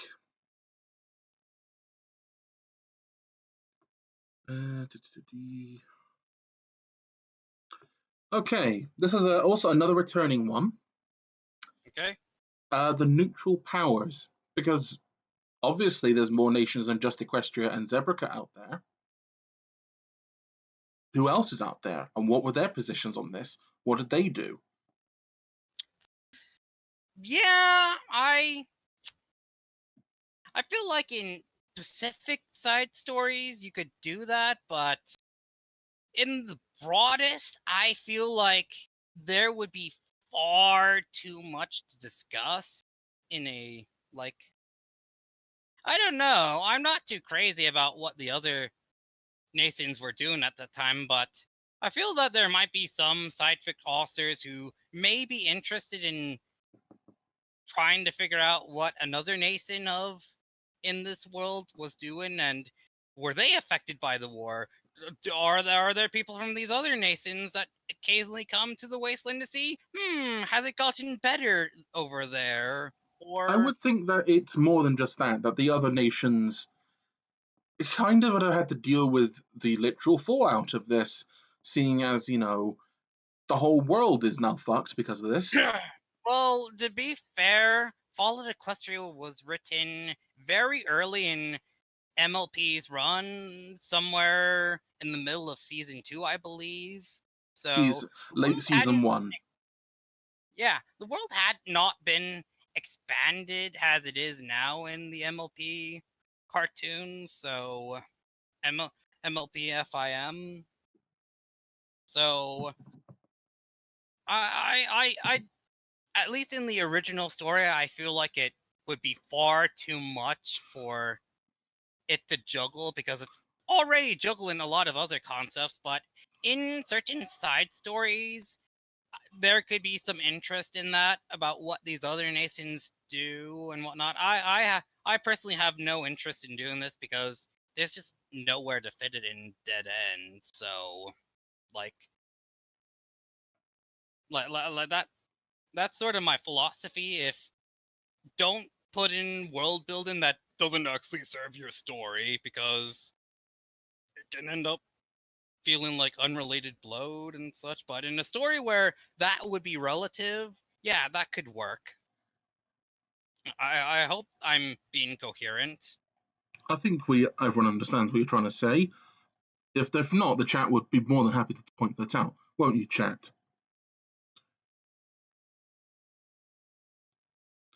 So Yeah. I suppose you don't really have much of an opinion on this stuff then. Yeah, I don't obsess over world building that much, if I'm to be frank. Like, I try to keep the world. I am no Iricho Oda in writing. I am far too green of a writer to try and attempt something like that. So, Okay. Well, let's Wow, that's kind of taking the wind out of my sails, not gonna lie. I'm guessing you didn't expect my response. I didn't expect that you didn't really have much of a strong opinion on really any of this. All right, let's just find something a bit more fun then as the last question. Clipboard armor, meme or realistic armor? Plot armor. Not plot armor, clipboard armor. So, are we talking about a narrative plot armor, or literally armor that doesn't really look that much like armor, but is still treated like effective armor? Like, it's the joke that clipboard armor is a thing. Because in the games, clipboards are indestructible. Like, no matter what you do, you could try and break them over your knee, you could blow them up, you can launch them to the moon and back, and they won't do anything. They'll be fine. So the meme is clipboards are Clipboard that is perfectly a fine as full armor. being used as armor piece. Fuck, that could be something someone who's listening to this could steal. Yeah, it's also mentioned in the fic that, clipboards are made out of unobtainium or like stubbornite, right? Is it? Are they? I've kind of Yeah. forgotten that. Or stubordinium, isn't it? Kind of surprised they didn't use that for their combat armor. Yeah, like we're not quite sure if it's a joke or not. It's probably a joke, but the fact is that clipboards are indestructible. I could see a side fic doing that. I'm not sure if I would do that because I have other jokes that I want to do. I mean, I'm gonna be fair here. It's one of those things that you can include in a Fall Equestria fic because it's so wacky and zany that it fits within the horse aspect of the world. Yeah, it's some nice sort of comedy relief to not make every scene be too nihilistic and bleak. Like, you do need a healthy amount of comedy. Do I have to boop? Do I have to boop Zeeb? No more philosophy, okay? Okay, no more philosophy. I'll shut up. But please, do go on. Fuck, I lost my train of thought. So, yeah, I do think wacky stuff like that, done in a healthy dose, can be a fun way to enjoy the story, but there are the arguments that you can overdo it. That's mostly what I have to say on that. So,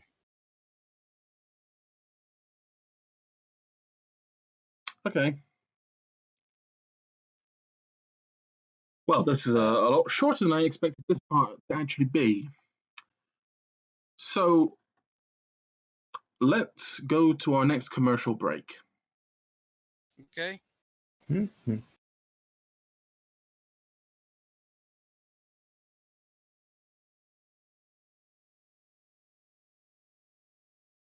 country's most popular beverage since it was first introduced to the public. Not just its refreshing taste, but also because Sparkle Cola uses only the finest equestrian ingredients. And we add just the faintest hint of magic for that refined flavor you can only get from an ice-cold Sparkle Cola. Because we're a company you can trust, ran by real equestrians, you can be sure that Sparkle Cola's spectacular taste just can't be beat. And for every Sparkle Cola you buy, 1 bit goes to supporting our mares and stallions in uniform. So sit back and enjoy the great equestrian taste of Sparkle Cola. Sparkle Cola. What you want is a spark.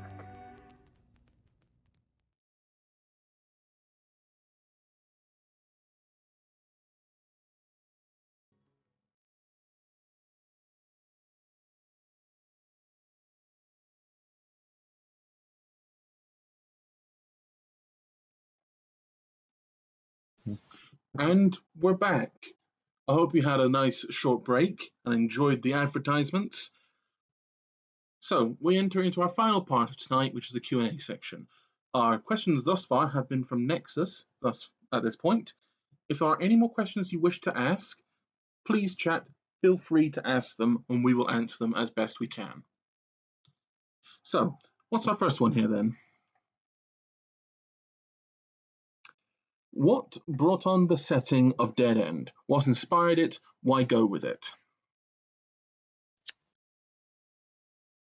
So, this is probably going to be a very lazy way, but I basically based the setting of Dead End off the state of Missouri, the sort of foresty area that I'm familiar with, you know, the saying, write what you're familiar with, and I basically wanted to make the setting be as simple as possible to not just overwhelm readers with a bunch of lore. Like I just kept it simple. Like, this is a place where the bombs didn't really hit that much, and there's this bandit gang going around forcing settlements to pay extortion money. That's pretty much it. So it was just based on where you live in Missouri. Yeah, which someone will probably be very disappointed with that answer. Slowly, we're gathering a profile so we can DDoS the Wandering Zeeb. Soon. Anyway, next question. Are there any plans for more spin-offs or any characters in the story you feel would like doing a story about? There is one specific spin-off that I have been debating on doing, but I won't be doing it until maybe after Dead End is actually finished. So it might not happen, or it's something very far in the future, in my opinion, because that spin-off would technically spoil some stuff for Dead End that has not happened yet. So, but I will be thoughtful if there are any other spin-offs that I'll do. So I can't promise anything. Okay, well, here's a question that I intended to ask earlier, but for reasons I didn't ask then. Do you want to give some sort of a sneaky peek on any upcoming stuff for Dead Ends? You know, this is Just one thing. pre-advertisement time. Yeah, so Fist's backstory is going to be very vital to the end game of the story. That is all I'm going to say. Nothing about the upcoming chapter which you've been writing? Oh, yeah. That is almost done, actually. It's still a work in progress, but I'm hoping I get it out very soon, so stay tuned for that. All right. Well, in that case, keep your eyes on his story, because there'll be an update soon. All right, then, next question. Where is the Zeeb of many wanderings from? Like my geographical location or where I got the name? Well, Nexus, since you're still in the chat, would you be so kind as to elaborate specifically on that question?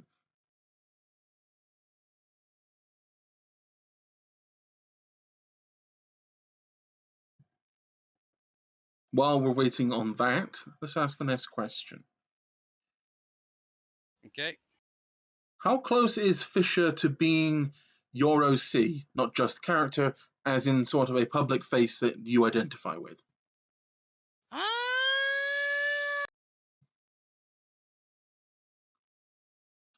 That is an interesting question to ask, and I'm a bit. I wouldn't say that Fissa absolutely represents me. It's not my. I mean, even though she's my avatar.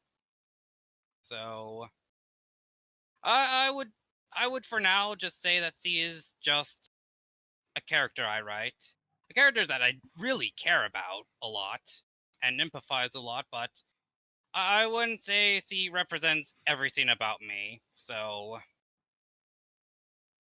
All right. Well, seeing as Nexus has been happy to elaborate specifically, where is Fisher from then?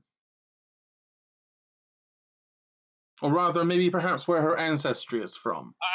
I think he's actually answering the where is the Zeeb of many wanderers? Where am I from? Well, I think we had that mention that you're from Missouri. Yeah, I already answered that. Yeah. So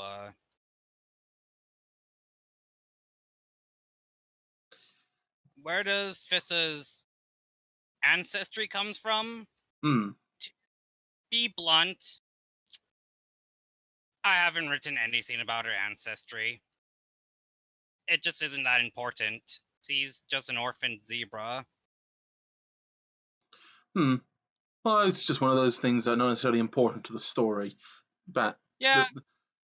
you don't necessarily need to know everything about a person to understand the story about this person. Yeah.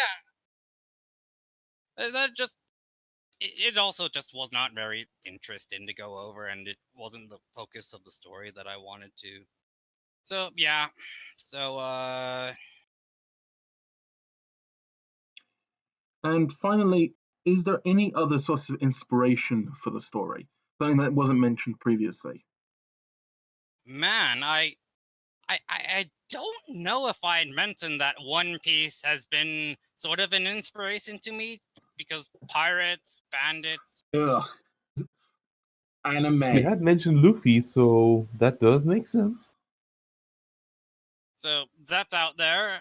That'll probably lower the opinion of many people, but I am a fan of One Piece. I'm not aiming for a super large world to explore, but just sort of some stuff it does that I like. I'm not going to go too anime if that's what you're worried.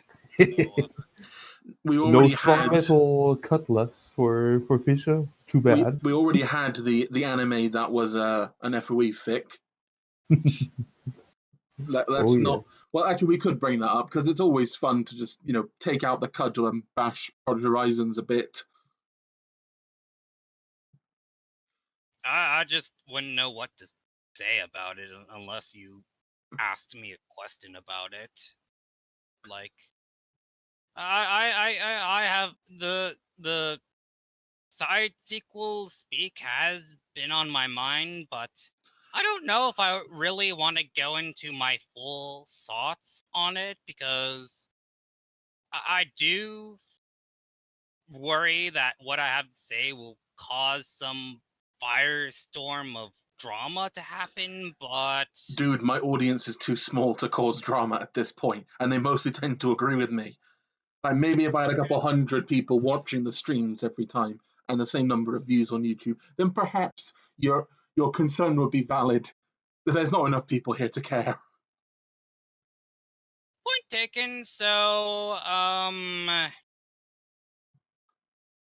I guess I'll open up with my thoughts on Speak about its protagonist. Serenity. Serenity is a quote-unquote heart mender. I don't know if this ever been a scene in PH, but apparently there's this power called heart mending, which gives you empath abilities, and you can sense emotions and also get killed by emotions and potentially kill people with emotions, and there were apparently therapists or something in wartime Equestria, which to me is a bit lore breaking because of how powerful the story seems to make them. They don't really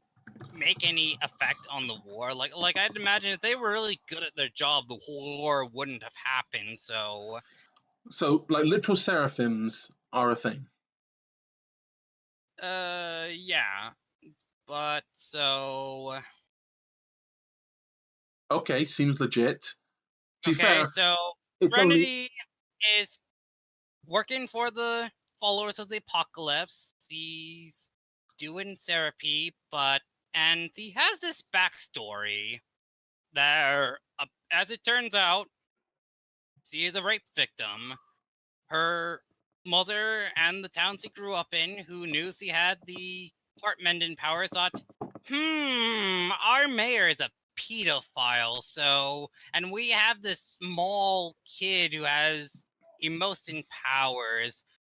Why don't we have this child give therapy to this pedophile? That sounds like a good idea. that seems like the best idea. Just some moon logic there. Tasty spoons of moon logic. Yeah, and it pretty much goes as bad as you think. And okay, so she has that backstory, and at the start of Speak, it turns out BJ is still alive. Surprise, surprise, some Because fries. because clearly nothing can kill this useless sack of shit.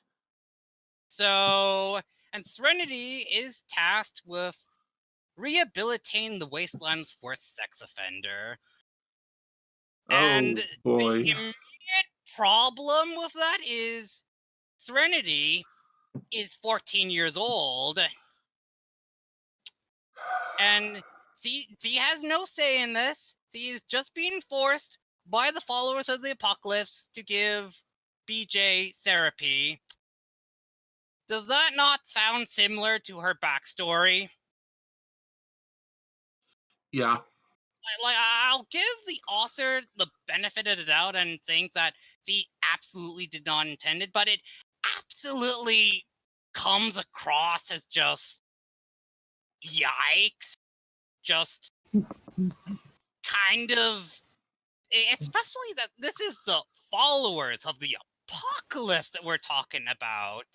Completely. Why would they? Tasty, smooth brain logic here. Yeah, they're supposed to be the humanitarian or humanitarian, whatever, the humanitarian faction, and they think it's a good idea to have this 14-year-old give therapy to the most fucked up person in the wasteland. Like, I want to point out that this is the same mayor that broke a super AI because she was too fucked in the head. yeah, Yep. like no one can fix her, and yet this is what the story starts out trying to do: rehabilitate Blackjack, and it goes bad because Blackjack has a crush on Serenity, which is very, very fucking Yikes! Can I get some fresh yikes in the chat? Yeah, and it's disgusting both because of the age that Serenity is and the fact that it is just an uncomfortably codependent relationship that BJ is just forcing onto her. Like, there is this scene later in the story where BJ outright tells Serenity that you need me. Oh, God. And this like in the past, I used to always think that BJ could be fixed, but after this story, it made me lose any goodwill I had about that character. She should have stayed dead. Yeah, and like someone could argue that the whole story is about Serenity realizing BJ is super horrible, but here's the problem. She doesn't. It plays that, no character ever speaks out against it. Not even the follower, who also has heart. I mean, oh yeah! Something else I forgot to mention. The followers had no idea about Serenity's rape trauma past. Not even the followers who also had the emotion, feeling power, that for whatever reason they failed to notice, there's something that this child is hiding from us. Maybe we should get her to talk and tell us what happened, because we are suspecting that something really awful happened. Jeez, it seems like FOE's Speak has mined up all the yikes. Yeah, so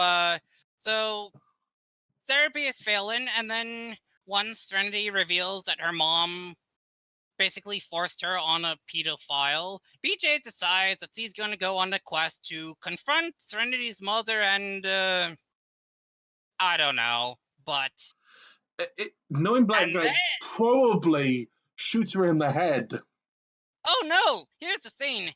They never reach her mother, because they go in the opposite direction and go to an entirely unrelated story about this faction called the Family, who are basically unicorn supremacists who believe in bloodline essentialism, which is why I give them the nickname of the Unicorn Incest Society.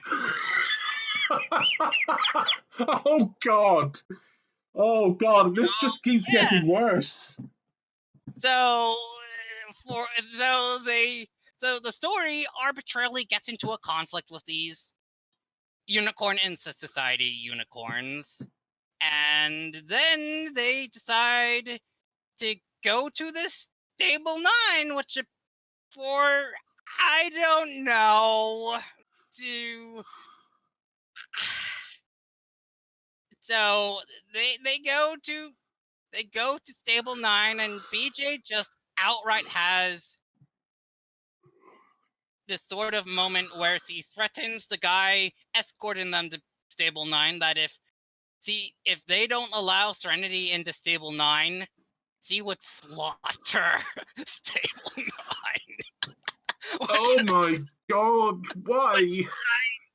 Which I just kept thinking, in a better story, this would be where the side quest fails. Like, there is no way that these stable... But no! This guard ends up having the hots for BJ and ends up fucking with her instead of, doing his job as a stable security pony and not involving himself with BJ. And then the Unicorn Incest Society returns and surrounds the gang, but they figure out a way to teleport out, but oh no!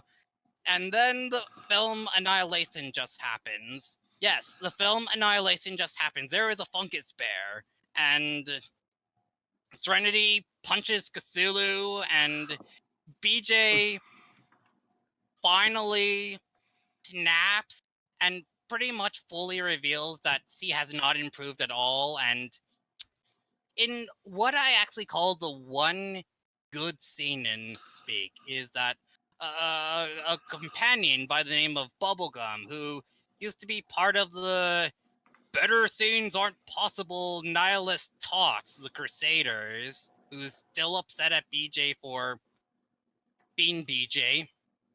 I mean, that's a pretty good reason to be upset with her.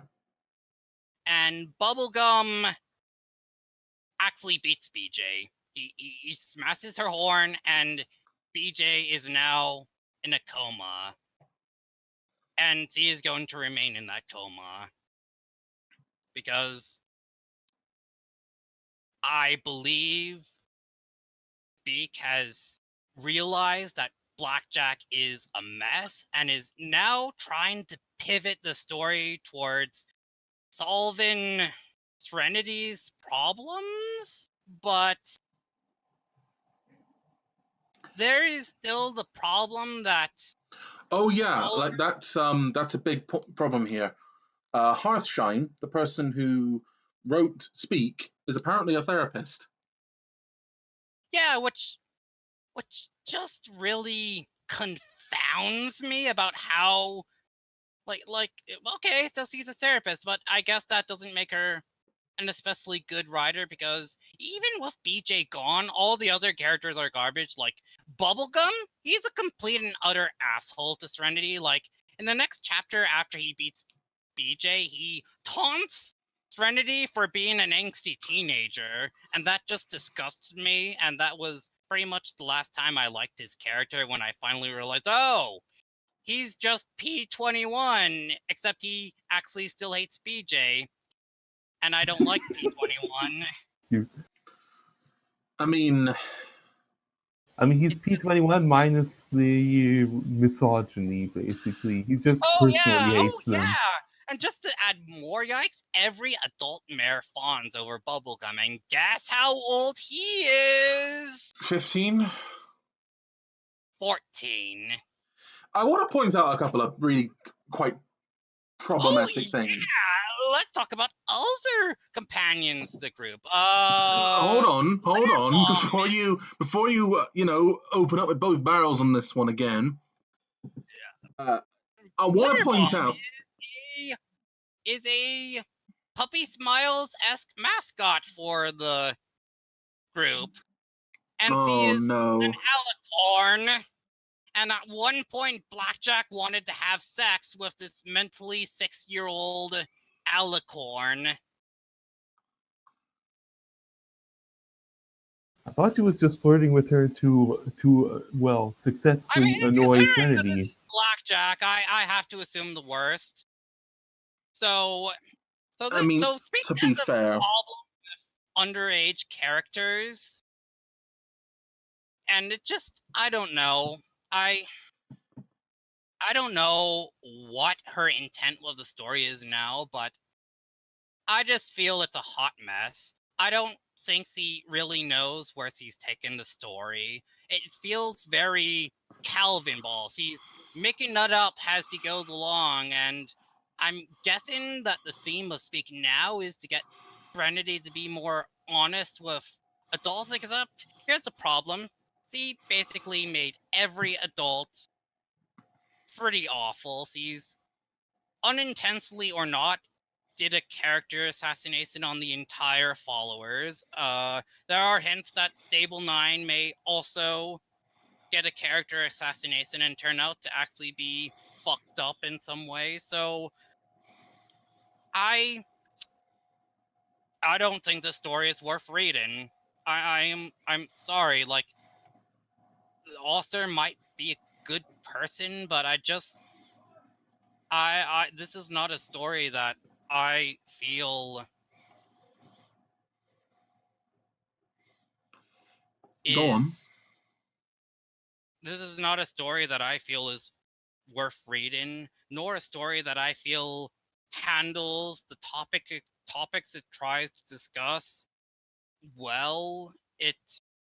And I'm also under the impression that the author isn't even that much of a fan of Fallout Equestria, which makes me kind of question, why did he even do this? And of course, I know why. It was to rehabilitate Blackjack, but Blackjack is now out of the picture. He only gets mentioned like 3 times in the latest chapter, and I suspect that it's going to try and basically retcon her out. So if there's anyone who does not like Blackjack because of her miasma of awfulness, take comfort that she is now in a forever coma, never to bring harm onto others.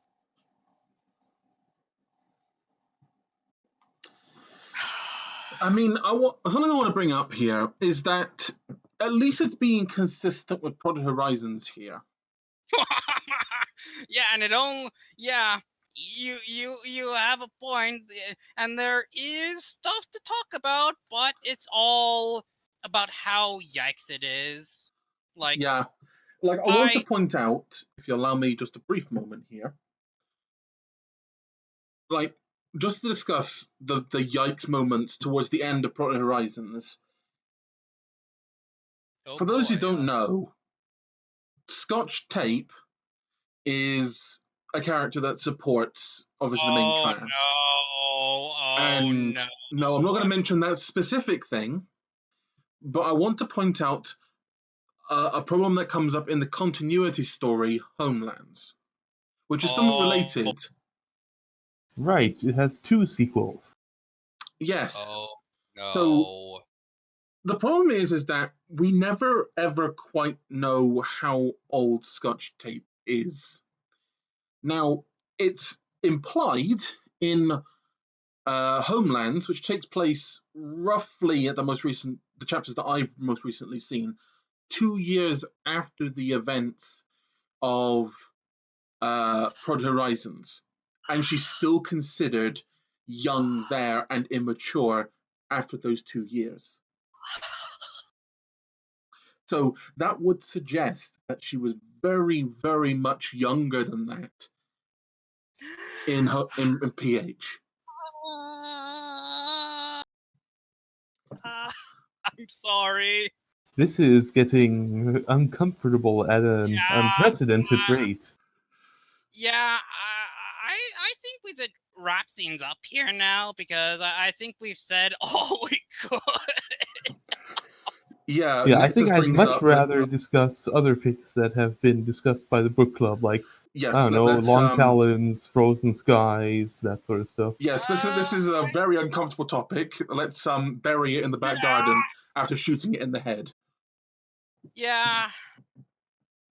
Let us resolve to never bring this up ever again, or at least until we forget about the last time.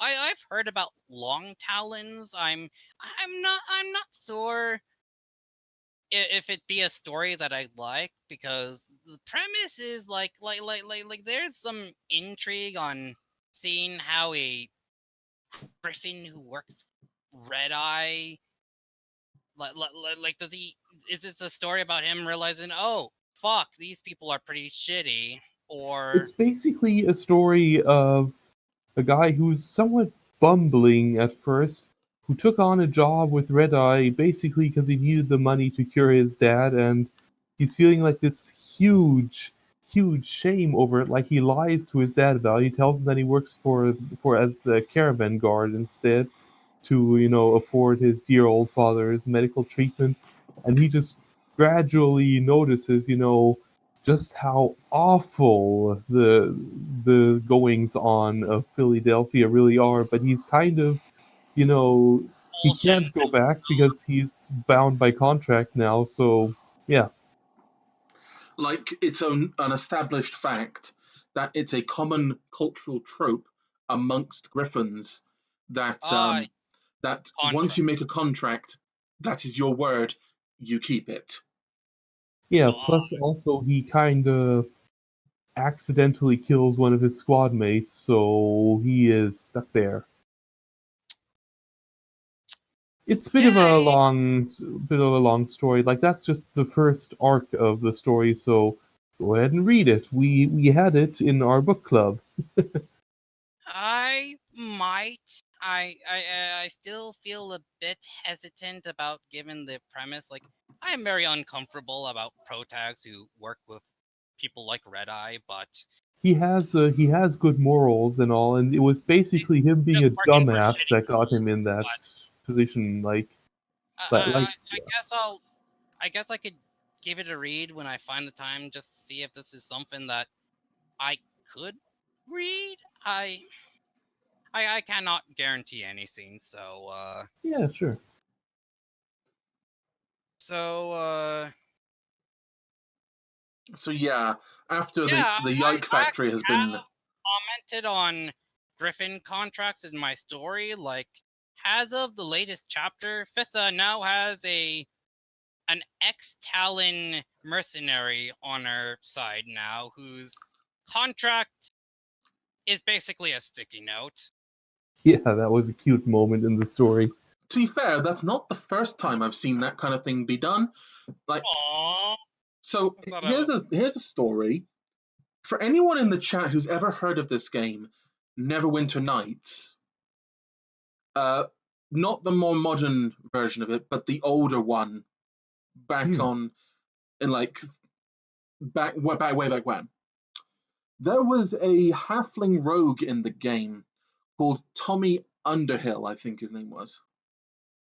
Okay. His contract was literally a piece of paper with an X on it.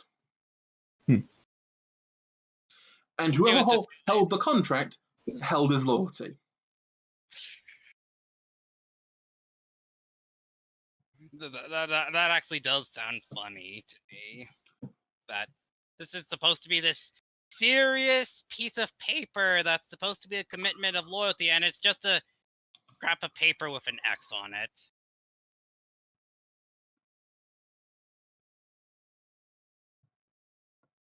I mean, it's a thing. There are other mercenaries in that game, by the way. I do recommend you play it. It's really good for people who like role playing.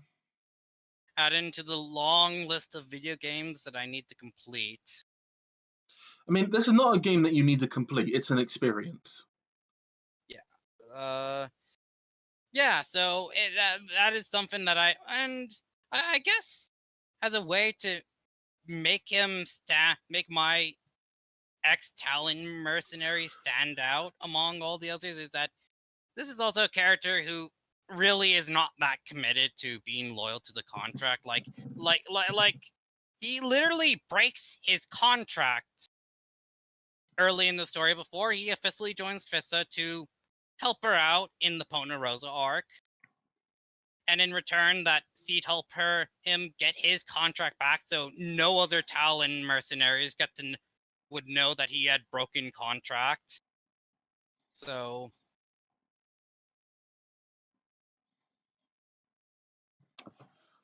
all right. Is there any more questions in the chat? This is supposed to be the question and answer section, but we've gone on a massive tangent, as well as reach Yike Factor 5. Yeah, we have reached the Yike capacity, and I admit that I'm also getting pretty exhausted right now. I think I've said everything I could, unless there's at least one more question or.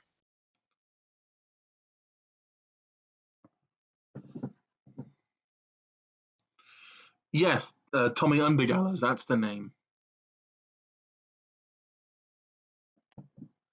But anyway, if there's no more questions for tonight, let's close out for the day. Yeah.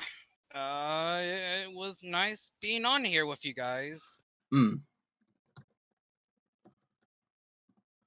So, this has been Post-Apoc Horse Talk with your ghosts, hosts, Gallant Aegis, and BG.